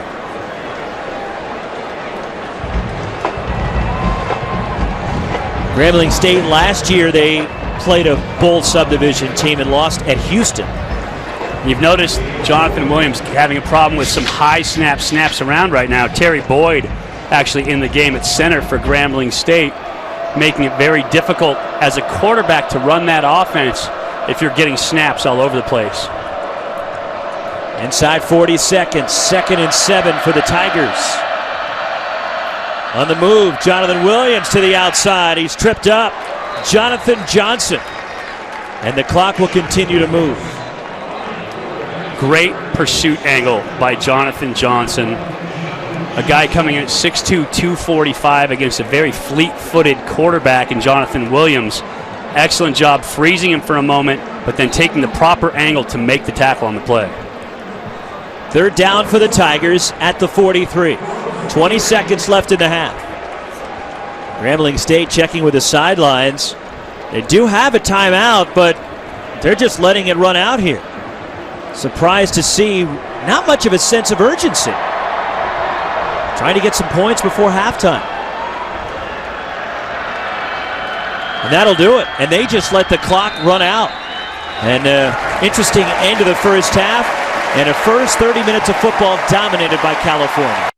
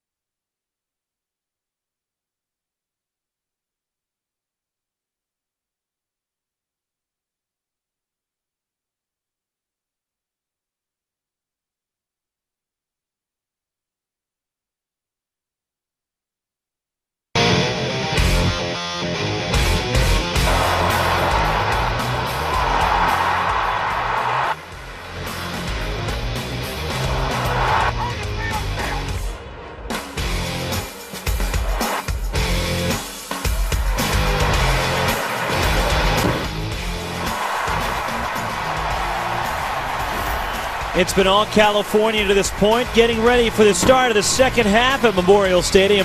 And Cal already has amassed over 400 yards in total offense. They'll receive the kick to start the second half. By all appearances, Mike, Jared Goff looks like he's done for the day. Baseball cap generally means that you are now a coach. You're no longer playing. So Goff in his coaching mode, working with the young quarterbacks. Chase Forrest will be the first guy on the field for the Bears here in the second half. But a nice feeling as a quarterback, able to put the hat on the sidelines and observe the game because your day is done. 3 touchdown passes for Goff. He did have 1 interception, a ball that went in and out of the hands of a receiver. They should have another stat for that. Speaking as an ex-quarterback, they should have a tipped interception, in which case they don't give it to the quarterback. Interception that was not your fault. It's an asterisk. It's just like the extra quarters, the overtime now. Mark Orozco, the kicker, finally onto the field for Grambling for the first time. And on the return, it's Trey Watson out near the 30-yard line. Take a look at the stats from the first half, and 415 yards of total offense and 300 yards plus passing for Goff. 19 first downs in a half. Very good as well. But the big one, of course, the takeaways. 4 for the Bears. Defensively, been very good around the ball, been in coverage, been in position to make a play. Redshirt freshman Chase Forrest takes over at quarterback, 6'2", 190 pounds. His first career pass is a completion. And it's out near a first down. The ball popped free as Kanawai Noah, the freshman from Honolulu, with the catch and then fumbled the football. And Cal running up to the line thinking they have it, and they do. Bug Rivera recovered. And we're seeing some of the second-string offensive linemen as well. I love that Addison Ohms, the big man, out in front of that, leading the block. Big block in front. Nice play design. Get your quarterback's feet underneath him. Kalfani Muhammad takes the handoff and out across the 40-yard line. But Forrest at quarterback earned the job. He is a redshirt freshman, was around last year. And the understudy to Jared Goff, Luke Rubenzer, was the backup last year, but he's moved over to the defensive side of things, although he does take some snaps at quarterback. That pass incomplete for Raymond Hudson. Good ball. Raymond Hudson not able to square that out that time. Continue to drift upfield. Gave Grambling a shot at an interception on the play that time. Jameel Jackson almost there to make a big one for the Tigers. Forrest from Southern California powerhouse Mater Dei. And a lineage of great quarterbacks out of Mater Dei as well. Matt Barkley, Mark Sanchez recently. 3rd down and 3. Forrest. And it's bobbled but caught, in a first down to Chad Hansen. And a Grambling State player is slow to get up. That's Deion Bonner, the sophomore that transferred from Tennessee, who is still down on the field, right around midfield on the Cal logo there. Just over a minute into the third quarter, and there is Goff with the baseball cap talking to his understudy, Chase Forrest. And you've been to practice. Look, you know the quarterback position as well as anybody around here. Jared Goff with his 13th career 300-yard game, but talking to Chase Forrest and giving him some advice as they attend to the injured player for Grambling State.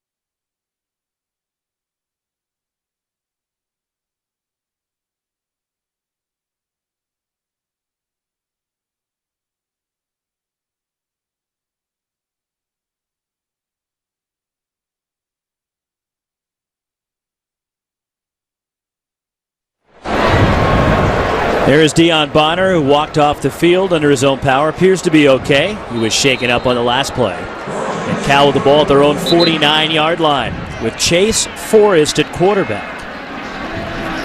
On first down, the pump fake. Forrest looking. Fires deep. He's got Bud Rivera open. And he bobbles the ball and it's intercepted. Nicholas Peoples with his second interception of the day. And Grambling State catches a break as Rivera juggled the ball, just could not corral it, Mike. Tough one for Chase Forrest. Found the open man.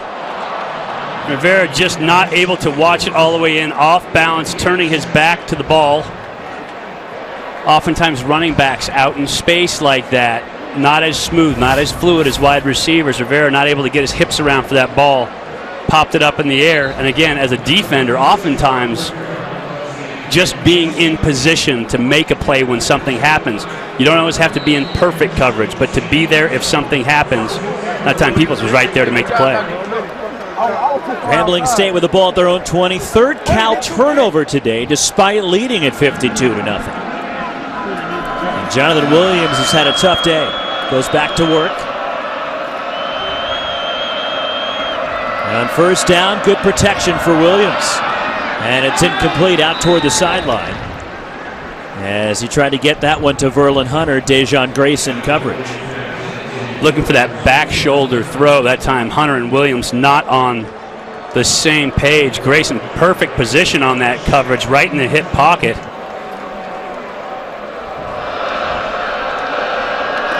On second down, Williams is sacked. Cameron Walker, who had a pick six in the first half. We got the face masks hooked down there. There with Jalen Jefferson, who's been active for Cal today, and it's third down. Great pursuit off the backside. Cam Walker with the interceptions, now with the sack. That's some good defensive numbers. Williams is lucky he didn't lose the football. He didn't see the coverage with the pressure coming from the blind side. High snap, Williams steps up. Williams looking to take off and run, and he goes down. Todd Barr with the sack. Back to the 15. And once again, the Bears bringing that secondary pressure. Cam Walker from that nickel spot coming on the blitz, forcing Williams. And you design a defense to flush a quarterback one way. You start to move him, you get him to move around the pocket, and then you bring in pursuit from that backside to corral him in. Nice design by Art Kaufman. Good play call. Third sack by the Cal defense. Jonathan Wallace punting from his own goal line. Cal, who blocked one in the first half, nearly got to that one. And coming up in with the catch of the move and going out of bounds is Bryce Treggs, an outstanding field position for the Cal offense. Heading back to work after a 3-and-out by the Grambling State offense. Chase Forrest goes out for his second stint with the offense.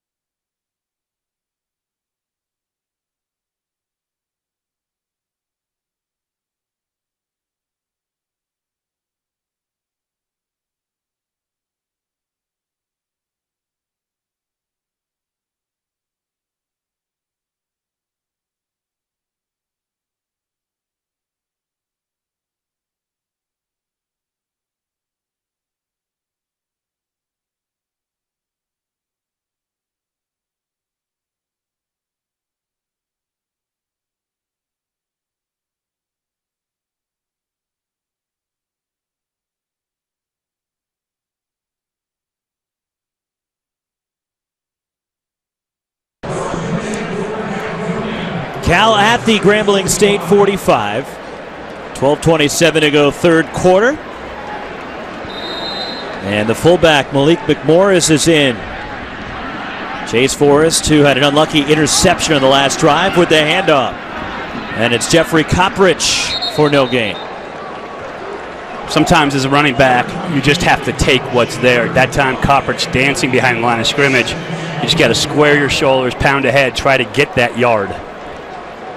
Cal is 12 different receivers with at least one catch today.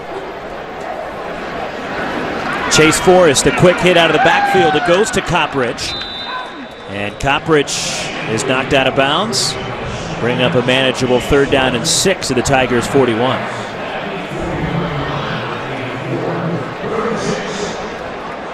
And Chase Forrest stepping in and executing the offense very efficiently. He had good numbers in camp, very similar actually to Jared Goff, but being efficient within this offense, making the reads and delivering the balls that he has to. Here comes the pressure.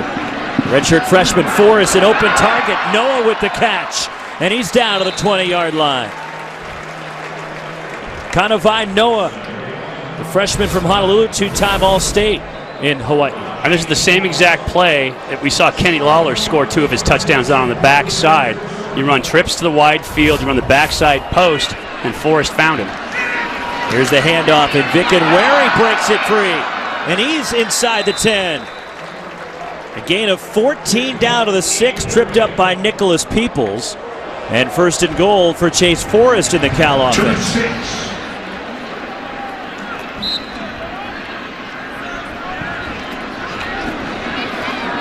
And the pass incomplete. Tried to get it to Noah, who was knocked out of bounds by Dwight Ampey on the play. And it's 2nd down. Cannot let yourself be pushed out of bounds as a wide receiver. You have to be able to fight through that. I talked about it earlier when we saw Trevor Davis save himself space on the sideline. That time, Noah not allowing himself space, being pushed out of bounds.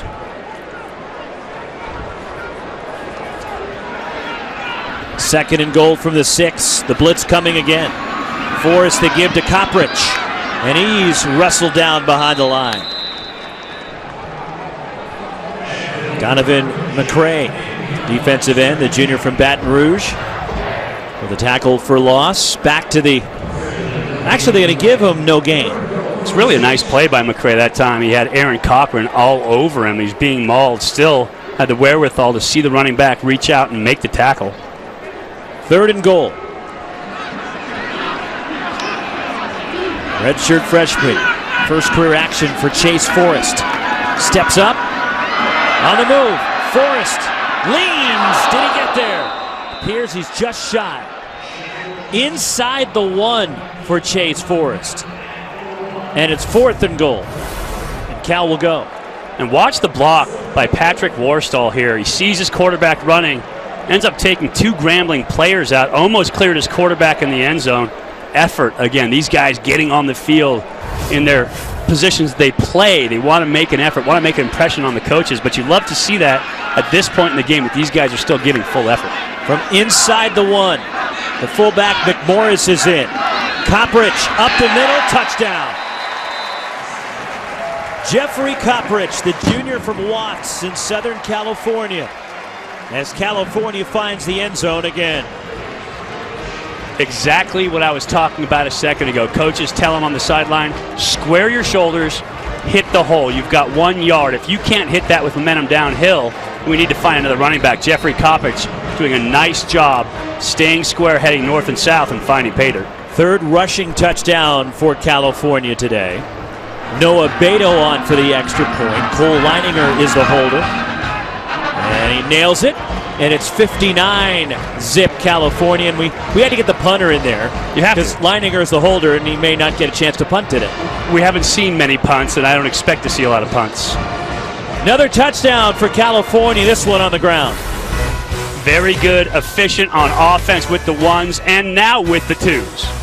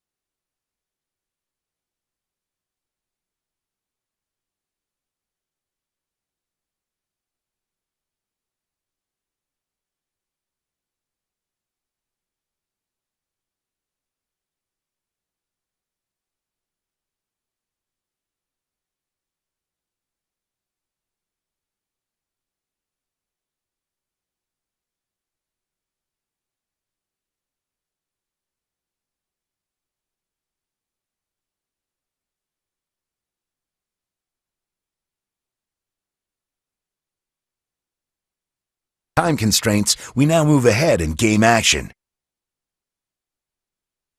Pac-12 football brought to you by Bank of the West, where Cal all over Grambling State, 59-0. 7:39 to go third quarter. Their punting situation for the Tigers. And Jonathan Wallace has been busy today. The wobbly kick calling for a fair catch. Bryce Treggs makes it. And Cal and Chase Forrest go back to work on the offensive side. Still to come on Pac-12 Networks, our quadruple header continues. Number 7, Oregon, the debut quarterback of Big Play VA. Vernon Adams of the Oregon Ducks against his former team, Eastern Washington. Then at 8, number 8, USC and Arkansas State. Coverage continues on Pac-12 Networks. Or watch Pac-12 now at pac-12.com. Beautiful shot of San Francisco. It's out the back of our booth here at Memorial Stadium in Berkeley as the handoff goes to Kalfani Mohammed. I'm really interested in seeing what this Oregon Ducks offense looks like in the post-Mariota era, because he was such a central figure in that offense for so long, and this is to take nothing away from Vernon Adams, who's a very good quarterback in his own right, but Marcus Mariota was pretty special. Forrest under pressure, and he just gets rid of it. Patrick Worstel in the area, but good pressure applied by Henry Taylor for Grambling State. And it's third down, and we've seen Vernon Adams the last 2 years on Pac-12 Networks playing for Eastern Washington. 2 years ago in the season opener, they knocked off Mike Riley's Oregon State Beavers, who were ranked in the top 25 at the time. And then last year in a shootout with the Huskies in Seattle, 59-52, Washington outlasted Eastern Washington in a game where Vernon Adams started cramping up. And if he doesn't start cramping up and become a sitting target back there, Eastern Washington could have pulled off a second straight upset. Muhammad trying to get to the outside, and he's brought down after a short gain by Nicholas Peoples. And for the first time today, Sonny Dykes will send his punting unit out onto the field. Leininger will actually get a kick in this game. And the senior from Fruit Cove, Florida, averaged just under 40 yards a punt last year, two-time honorable mention, all Pac-12 academic selection. Dwight Ampey back to return.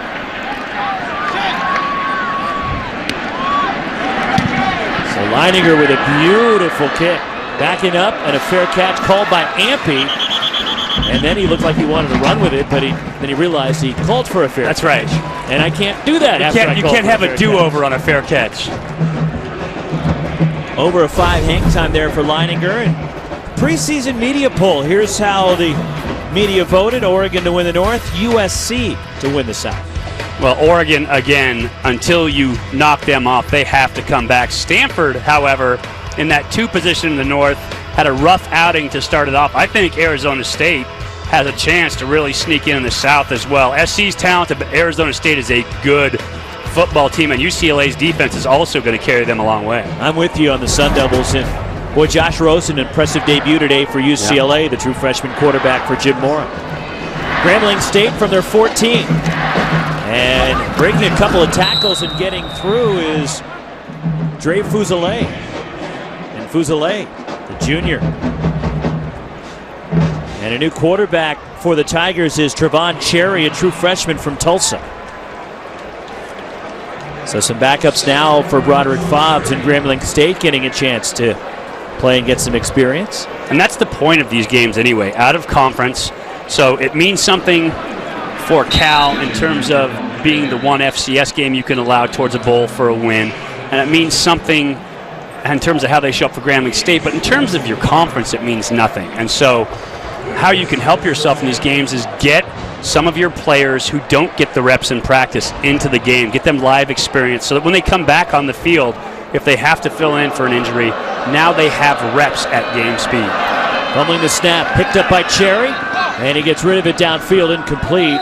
Jonathan Johnson with the pressure, and brings up second down as Jonathan Williams threw 4 interceptions today, and now Cherry is in at quarterback. Just looking downfield, like we talked about with the receiver, you have to catch the ball first and paying the price.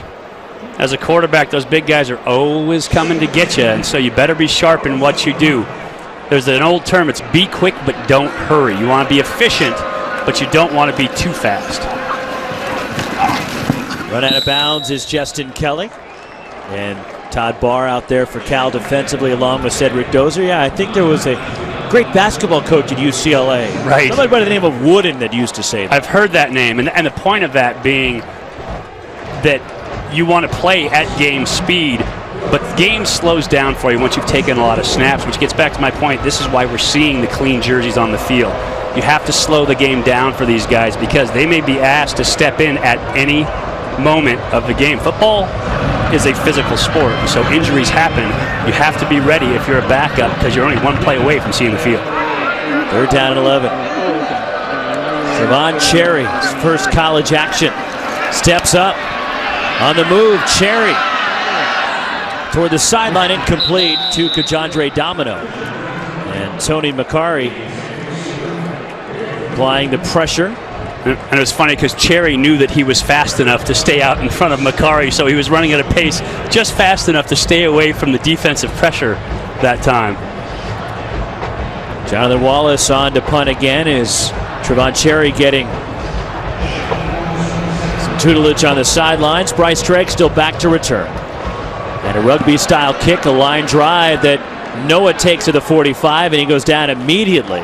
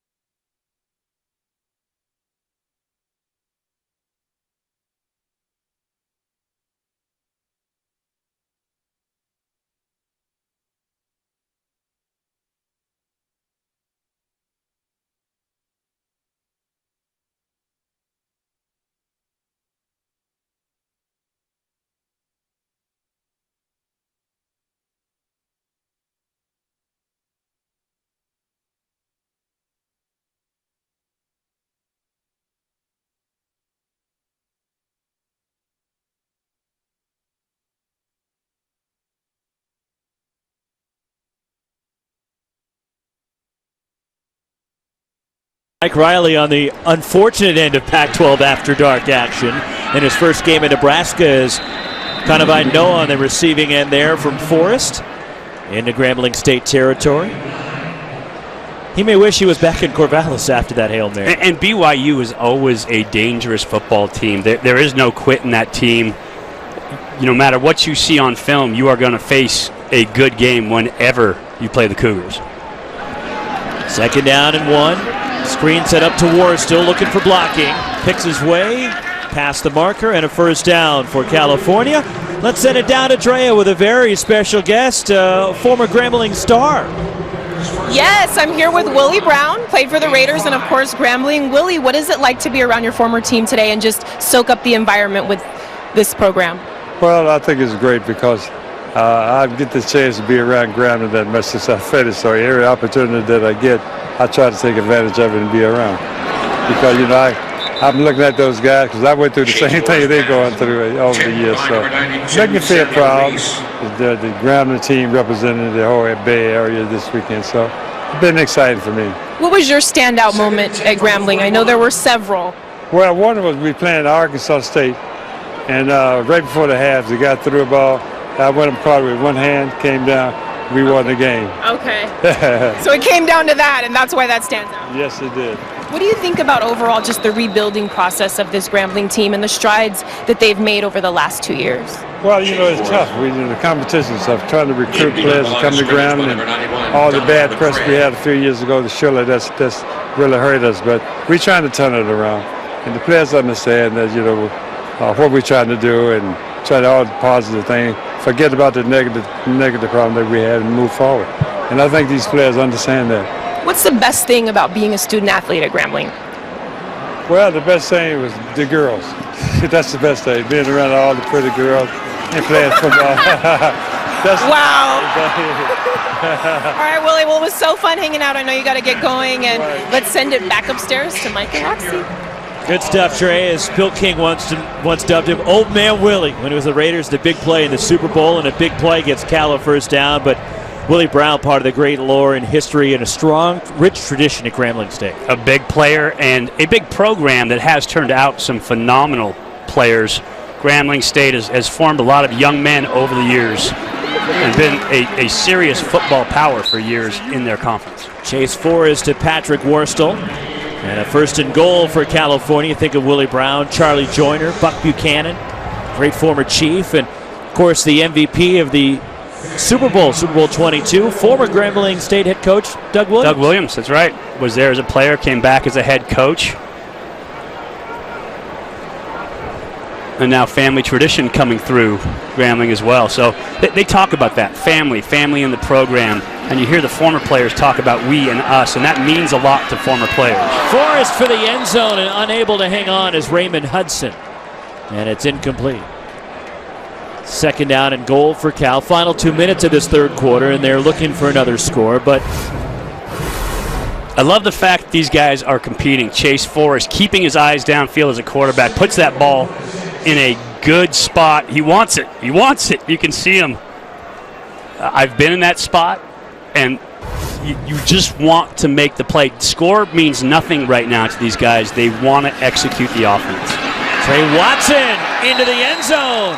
The fourth rushing touchdown for California today, and the fourth different running back that has reached the end zone. Keeping a stat board today very tough because have fun, Alan Brown. Everybody is touching the ball. Everybody is getting their carries. Everybody is getting their catches and throwing passes. I mean, a lot of players are going to see the ball today for Cal. Noah Beto on for the extra point, his first try. After Trey Watson took it into the end zone, and Beto connects, and it's 66-0. Cal leading Grambling State. Minute 53 to go in the third quarter. Time for the Foster Farms play, or should I say plays of the game. Jared Goff finding Kenny Lawler in the back of the end zone. Not once, not twice, but 3 times to tie his own personal record for the 3rd time. So it's a trifecta of 3s. Goff now 56 career touchdown passes, and Lawler in second. Cal's all-time touchdown receiving list now is 17 for his career. And the junior from Pomona, there's the numbers on Goff and his rankings. Troy Taylor still holding on to a few of those, and so is Kyle Bowler, but by the end of this season, Jared Goff could own them all. As I like to refer to him still, the great Troy Taylor, the quarterback ahead of me here at Cal, taught me the game. Also a 4-year player for the Bears when he was here. So you see 3 players on that board, all of them 4-year players, able to amass a lot of yards, but none of them ran an offense like Jared Goff has. He's done that in 2 seasons and 1 game so far. And this plethora of receivers that are at his disposal. And look, you had some great receivers that you threw to in your days here. When you look at Brian Treggs, Bryce's dad, Sean Dawkins, Mike Caldwell, Damian Simeon. You had some terrific wide receivers. Brent Woodall, the tight end. Yeah, Russell White out of the backfield, Greg Zumwalt. So we had a talented group on the offensive side of the ball. We had an incredible offensive line. I think out of the guys that played between my junior and senior year, 7 guys total played. Of those, 6 actually went on to play professional football at one point or another. But Goff has every one of his guys is a deep threat in the first 4. That's scary. When you have that kind of range in an offense that's built to stretch the field with a quarterback with the likes of Jared Goff, I didn't have that kind of arm when I played here. He has an incredible world-class arm. You're going to rack up a lot of points. Did you ever have that kind of arm? I couldn't kick it like this. On first down, the give, and in the backfield. Tackle for a loss on the play is the Cal defense. Kennedy Amasibi getting into the backfield with the tackle. Nesby rather. Brings up second down after a loss of 3. We're going deep into the depth chart now, Mike. We are. We're down on the numerical rosters at this point. On Cherry. Nice pass out into space and stumbling, but a catch made by Dominique Leake. And there's some of that big play explosiveness that the Tigers possess. Nice job dropping back, keeping your eyes downfield. And as a quarterback, you have to put air under the ball. Leak on the outside, getting to it. That was his chance for the big one, the big hit for the touchdown in the end zone. I guarantee you Cal's defensive coaches are screaming to keep the shutout right now, because that's what defensive coaches do. Cherry fumbles the snap, and from his wallet, he just holds on to it. Loss of 6 back to the 25. The thing about football at this level is, yes, you can have fun on the sidelines, but if you are not constantly competing at this level, no matter what the score, then you don't really belong at this level of play, because this game is all about competition all the time. So Coach Coffin right now expecting his young defense to work hard to try to keep the shutout. Nice catch. Penalty marker is down. And adjusting a one-handed catch by Brandon Birdsong on a low throw. We'll check the flag, though. Terry Layden, our referee today.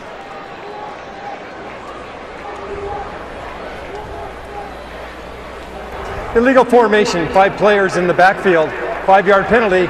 Second down will be repeated. Younger Rudder Fobb's reaction, he threw his hands up. Come on, man, I'm down 66-0. Younger players in the game, in the first game of the season, you expect to see a few small mistakes, guys that aren't always there. But if you're to count, you've got 1, 2, 3, 4, 5 players in the backfield. You're only allowed to have 4 back there. Somebody has to cover up the end man on the line of scrimmage. So another loss for Grambling State, back to 30, and it was rough for the Tigers even before they got to the Bay Area. As we reach the end of the third quarter, as Grambling State's charter leaving Grambling, Louisiana, or Shreveport.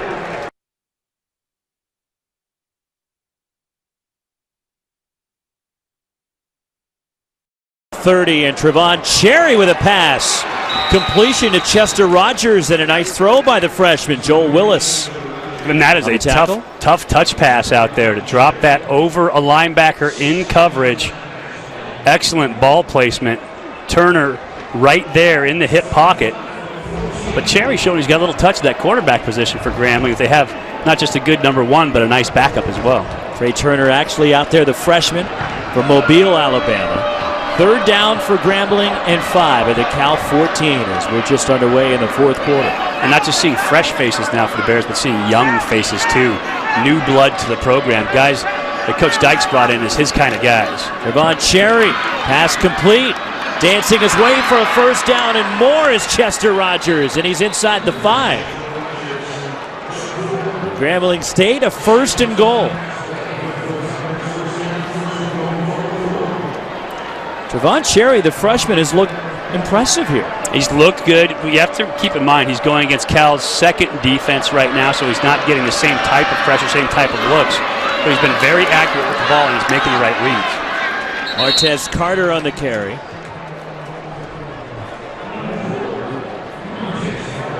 Gets a yard. 2nd and goal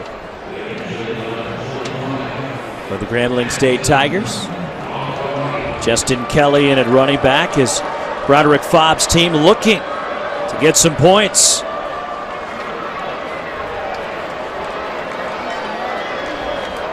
$66-0, but Grambling State threatening. to get that 0 off the scoreboard. Cherry. And the give is to Justin Kelly. And he's pushed back at the 4-yard line, a loss of a yard. 3rd and goal for the Tigers. And that interior line for Cal holding tough, holding that point of attack right now. Even though it's the 2nd and 3rd string guys, they want the shutout. They know what's at stake. Absolutely, they want the shutout. And if you don't think those 1st string guys are over them, telling them you better get it done, if you don't think they're going to take heat in the meeting room, you have not been in a meeting room, because you can't give it up at that point. And there is no mercy in a meeting room when you're watching film after a win like this. 3rd goal, Cherry, touchdown, Grambling. Brandon Birdsong with the touchdown. Well-designed play. Clear the flow, get the linebackers out of the middle, bring Birdsong on the delay underneath. Cherry doing an excellent job looking the defense off downfield and then coming back and finding Birdsong wide open. The senior from Atlanta, and Grambling State on the scoreboard. Mark Orozco on for the extra point. The holder is the punter, Jonathan Wallace. And Orozco knocks it through, and the Grambling State Tigers had their first points of 2015. 12:40 to go in the 4th. Birdsong for the score, and Trevon Cherry, the freshman, with a touchdown pass.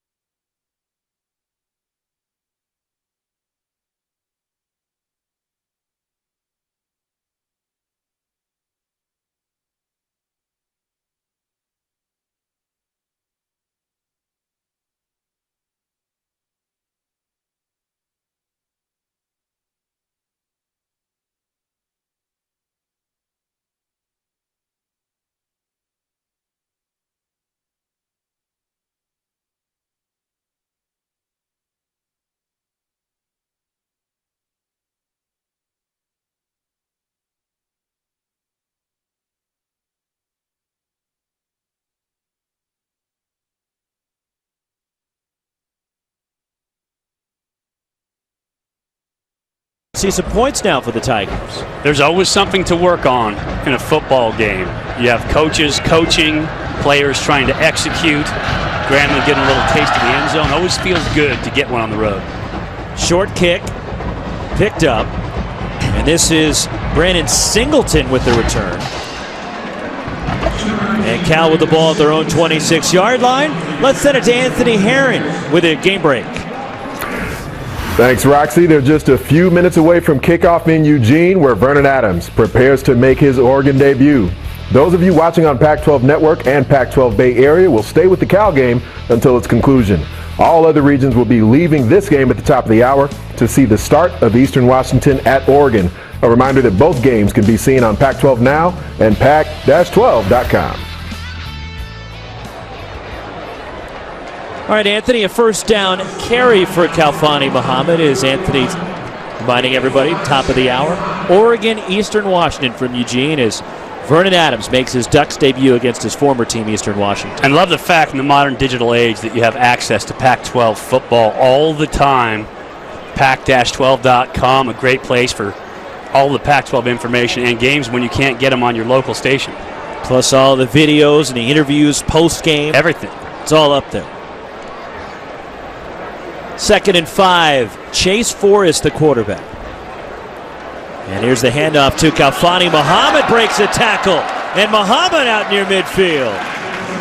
And the speedy running back, Kalfani Muhammad, with a touchdown earlier. And one thing that Muhammad has shown today is great vision. His ability to find the hole and then his speed to get into and through that hole been very impressive today. His yards per carry way up. Stable of running backs for Cal today is Muhammad, 90 yards rushing. So almost 13 yards a carry. It's pretty good. Getting a breather. Here are the numbers on Kalfani Muhammad. And a handoff to Vic and Wary. And he breaks through the line into Grambling State territory.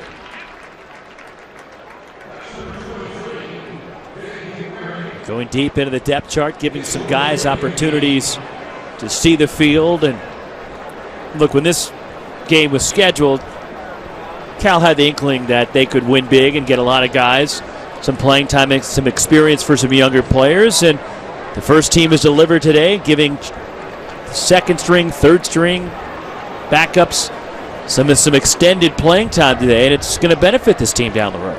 As a coach, this type of game is always scary because if you don't come away with a win like this, then it feels like a loss. Obviously, you want to get reps, you want to get guys work, you want to execute within your system, but there's a certain expectation in the media, in your fan base, of what you should look like and what you should do. Coach Dykes, I think he felt comfortable in our meeting the other day, but you could tell there's a little bit of apprehension about coming into that first game to really understand what your team is all about. You never know in the first game. A little high from Chase Forrest there, intended for the freshman Singleton. As Brandon Singleton, there was some question talking to Tony Franklin, Sonny Dykes about him, and very talented freshman. This is a big deal for him today, as his dad, Nate Singleton, a former Grambling State great, went on to the NFL, won a Super Bowl with the 49ers. So a pretty special day for him to go against his dad's alma mater. And for his dad to be here, to see it, to have that tradition from Grambling, and to watch your boy play his first college game. Pretty special day for Dad. He was a guy that we're probably leaning toward redshirting, but then throw him out there today, and he's going to play this year for Cal. Cole Leininger with a wobbly punt. And juggling the ball, and a fair catch taken by Dwight Ampey back around the 10-yard line.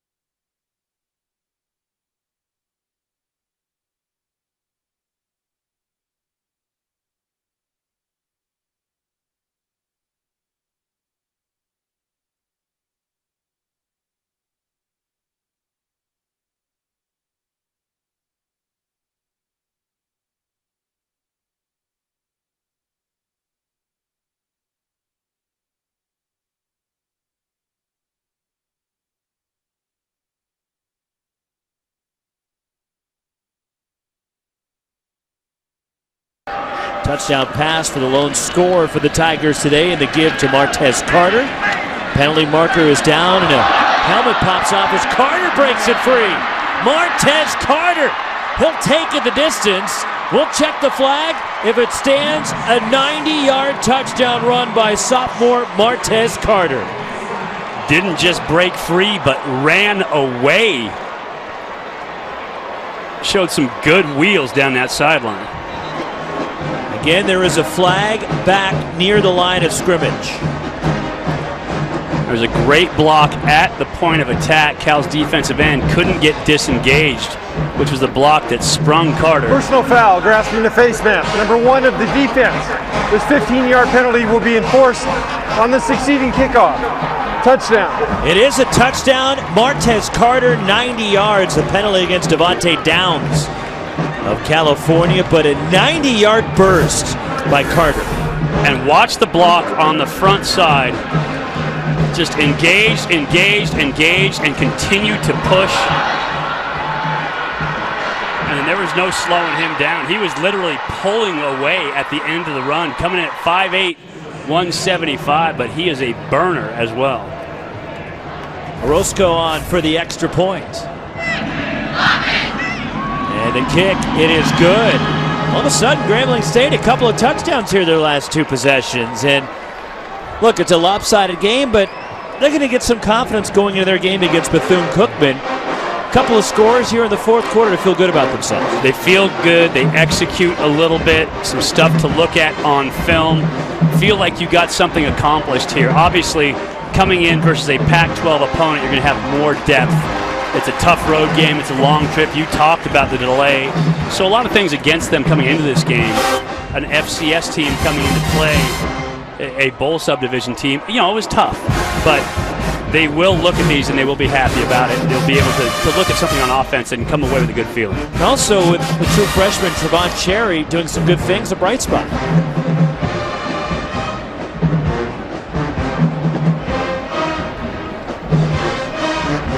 Sonny Dykes and the Bears, still 9:37 to play.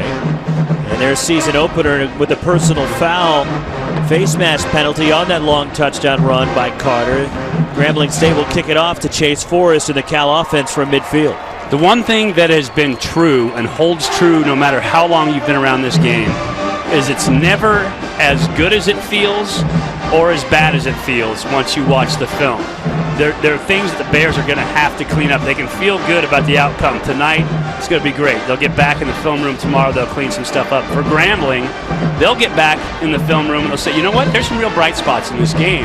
And so it feels bad for them right now, but it's never, ever as good or as bad as it feels at game day. And a big game for Sonny Dykes and Cal next week. Right here on Pac-12 Networks at 2 o'clock next Saturday. San Diego State, a good football team out of the Mountain West. Come into Berkeley as that kick from Orozco sails through the back of the end zone. At a 25-yard line on the touchback for Cal. And here is that schedule again. San Diego State next week. Then they go to Texas. Then conference play starts out. And there are no easy games at all for Cal the rest of the way. Those are some challenging ball games. They are. Now they're getting a little bit of a preview on what they're going to see in San Diego State with Rocky Long's defense here today, because defensive coordinator for Grambling, Tony Everett, is a guy who was coaching under Rocky Long, and so they're seeing that system ahead, not as many blitzes, but getting a feel for what they're going to see next week. And so now they've got to take this win, put it in the bank, come out next week and execute like they expect to. Obviously that battle down in Texas, that's a big one for the Bears. That is a big-time opponent in a big-time environment, but they need to continue to grow through each game, get better, and take that confidence where they believe they can into we know we can. Jeffrey Coppridge on the first down carry. Cal offense a little bit deliberate here in the fourth quarter.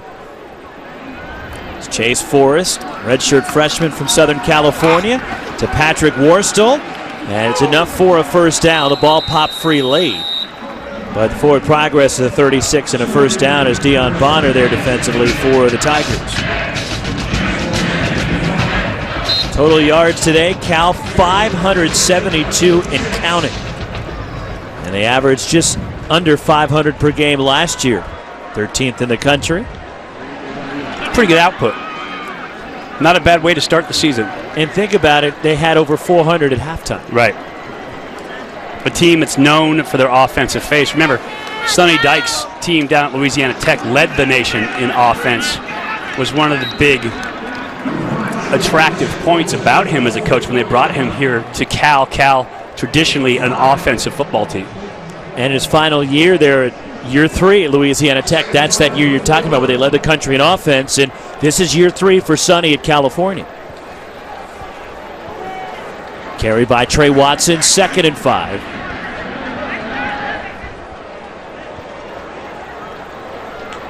Cal jumping out to a lead early, put up 35 points in the first quarter today.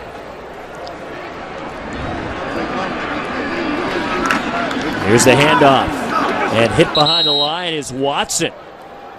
Outstanding job by Grambling State to get into the backfield, and Chris Bailey with a tackle for loss. You're starting to see that 4-minute offensive look for Cal, which is at the point of the game where you're trying to burn clock. And oftentimes when you leave those big guys up there at the line of scrimmage in their stance, you leave them sitting, you get out of sync in terms of getting off on the snap. And so you're starting to see some gaps form on that front line. But this is something the Bears need to learn, is how to finish. Last year, a couple of close losses late. They need to learn how to finish games, so the 4-minute offense is a huge part of that. On 3rd down, good protection. Forrest looking deep for Bug Rivera. He's got it. Rivera down the sideline. Breaks a tackle, dives. Touchdown.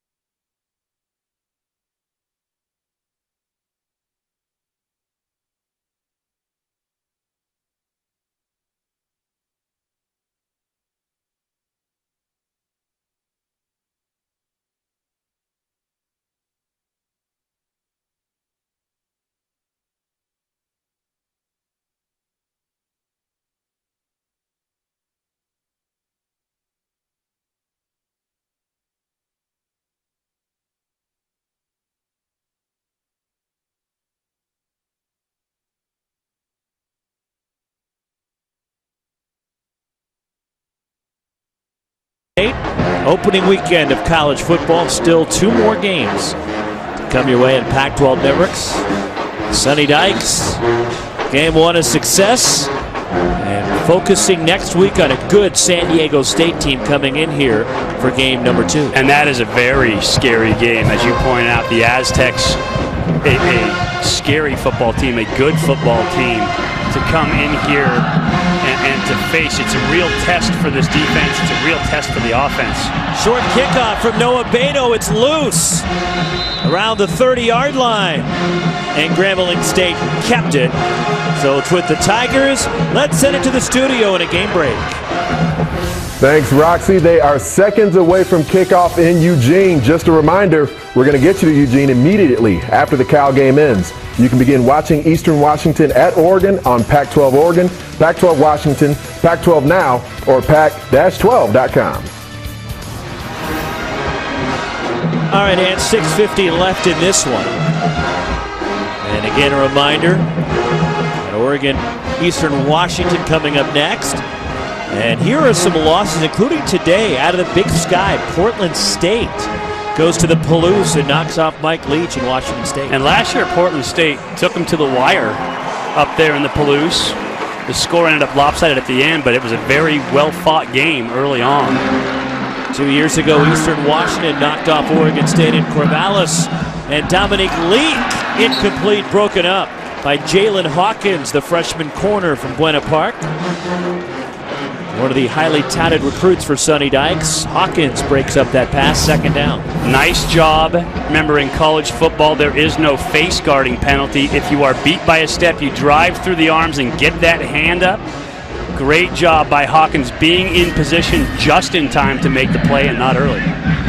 2nd and 10, Trayvon Cherry, the handoff. And Martez Carter, who had the 90-yard touchdown run, gets just one that time. And it's 3rd down.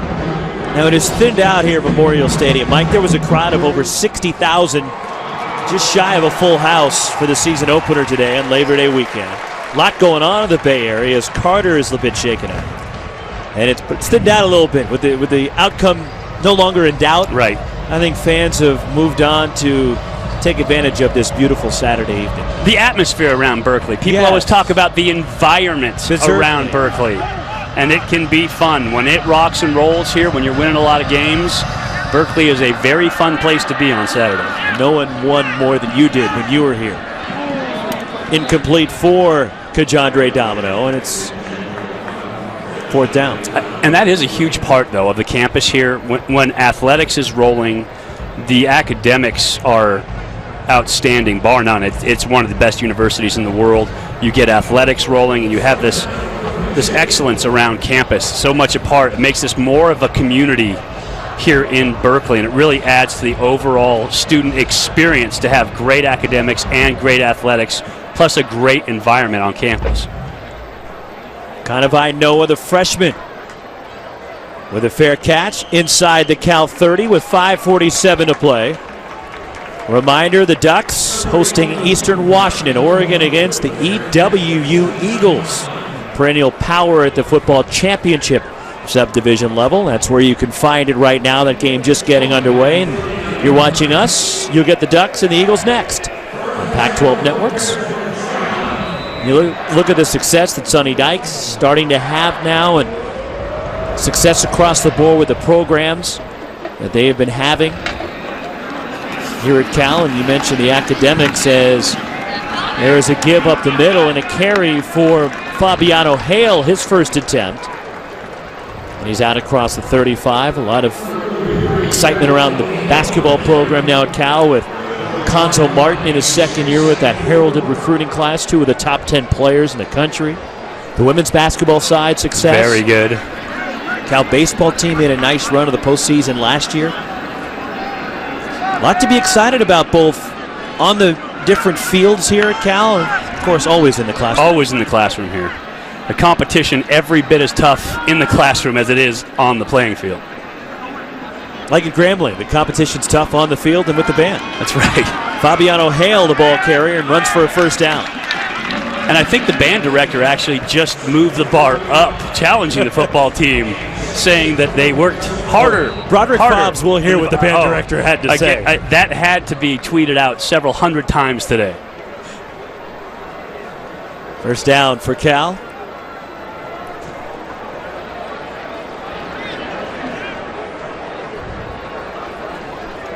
Certainly an impressive showing for Sonny Dykes' team here in Game 1.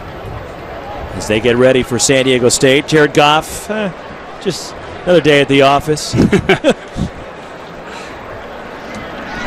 Here's the give, and Hale to the outside. Breaks a tackle. Good effort from Fabiano Hale. But Goff, how about this? 25 career games as the Cal quarterback. 13 now. 300-yard over games. 50% over 300. You see Fabiano Hale, a little jersey change right before the game. He's got number 34 in the back of his helmet there. But no nameplate on the back. So he is the nameless running back for the Bears right now. What happens is on special teams, you get guys, offense, defense, they're trying to get out of the double number business at Cal, but so many times, kids want their number that they played with coming out of high school to come in, but if you put those numbers on the same special teams, you get yourself in trouble. Hale, another carry into Grambling State territory and a first down. Cal going to the line with approaching 3.5 minutes to play. And the heavy set in there. Malik McMorris, there he is. Reminder coming up next, Oregon and Eastern Washington from Autzen Stadium. And Coach Franklin saying he ain't heavy, he's my fullback. There's where you can find the Ducks in Eastern Washington, and I think your 86 points is going to be safe. Barring some big occurrences. Fabiano Hale brought down behind the line. Loss of 1 on the play. In case you missed it earlier, reference the first game of Mike Pulaski's senior year as the Cal quarterback. They scored a single game record 86 points against the University of Pacific. Knew we had something pretty special that year going 86 points. We actually had a bye week the first week of the season. We got to go watch UOP play Sacramento State the week before our game. So you guys went out there and watched them? We went out there. A lot of the team went out and watched the game, and Sac State actually won that game. And so we knew going into our game that it could get ugly early. And they had a great quarterback at UOP that year. Troy Kopp was very good. So they put, I think, 24 on the board. There's Kalfani Muhammad with a carry. We'll bring up third down. Here's the Mike Pulaski bio. Just to re-familiarize yourself, he was the conference outstanding, the offensive player of the year, and won a couple of bowl games, including that New Year's Day game against Clemson. There you are, you're 9th. I am, I'm not. You're So that's perfect. So you're still in the Ninth. top 10. 9th works for me. And you're going to be there for a few more years at least. Yeah, because Jared's going to at least have this year.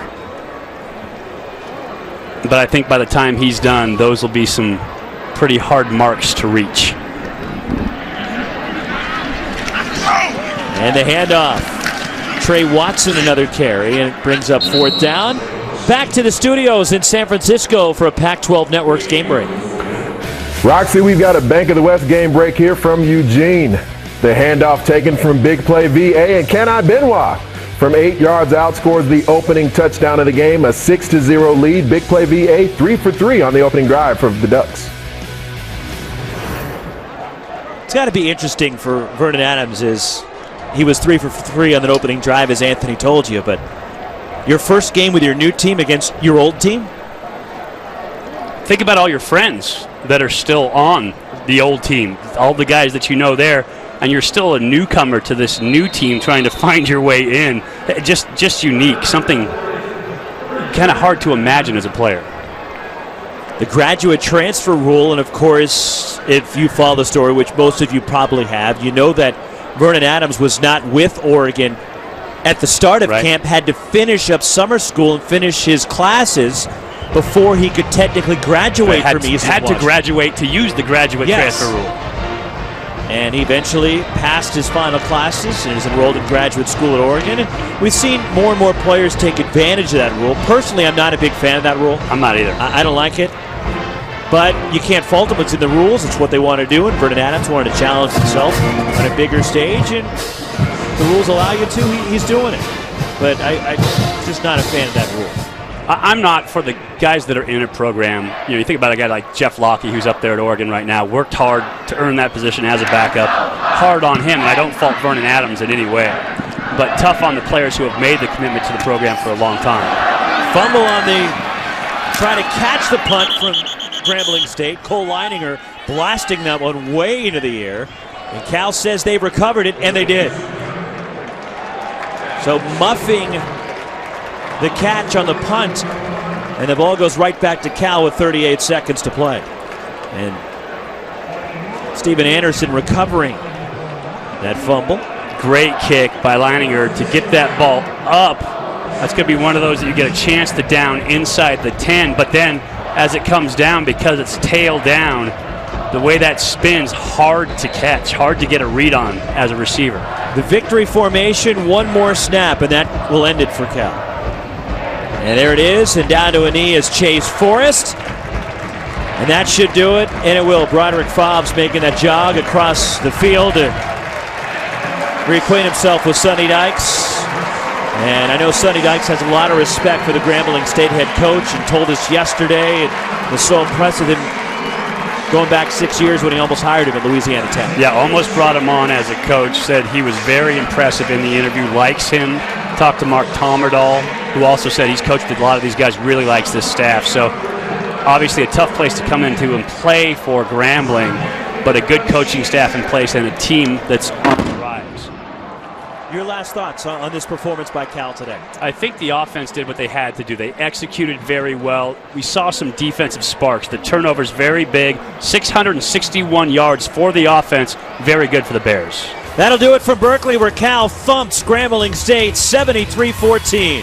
For Mike Pulaski, Dre Avent, and our great Pac-12 Network crew,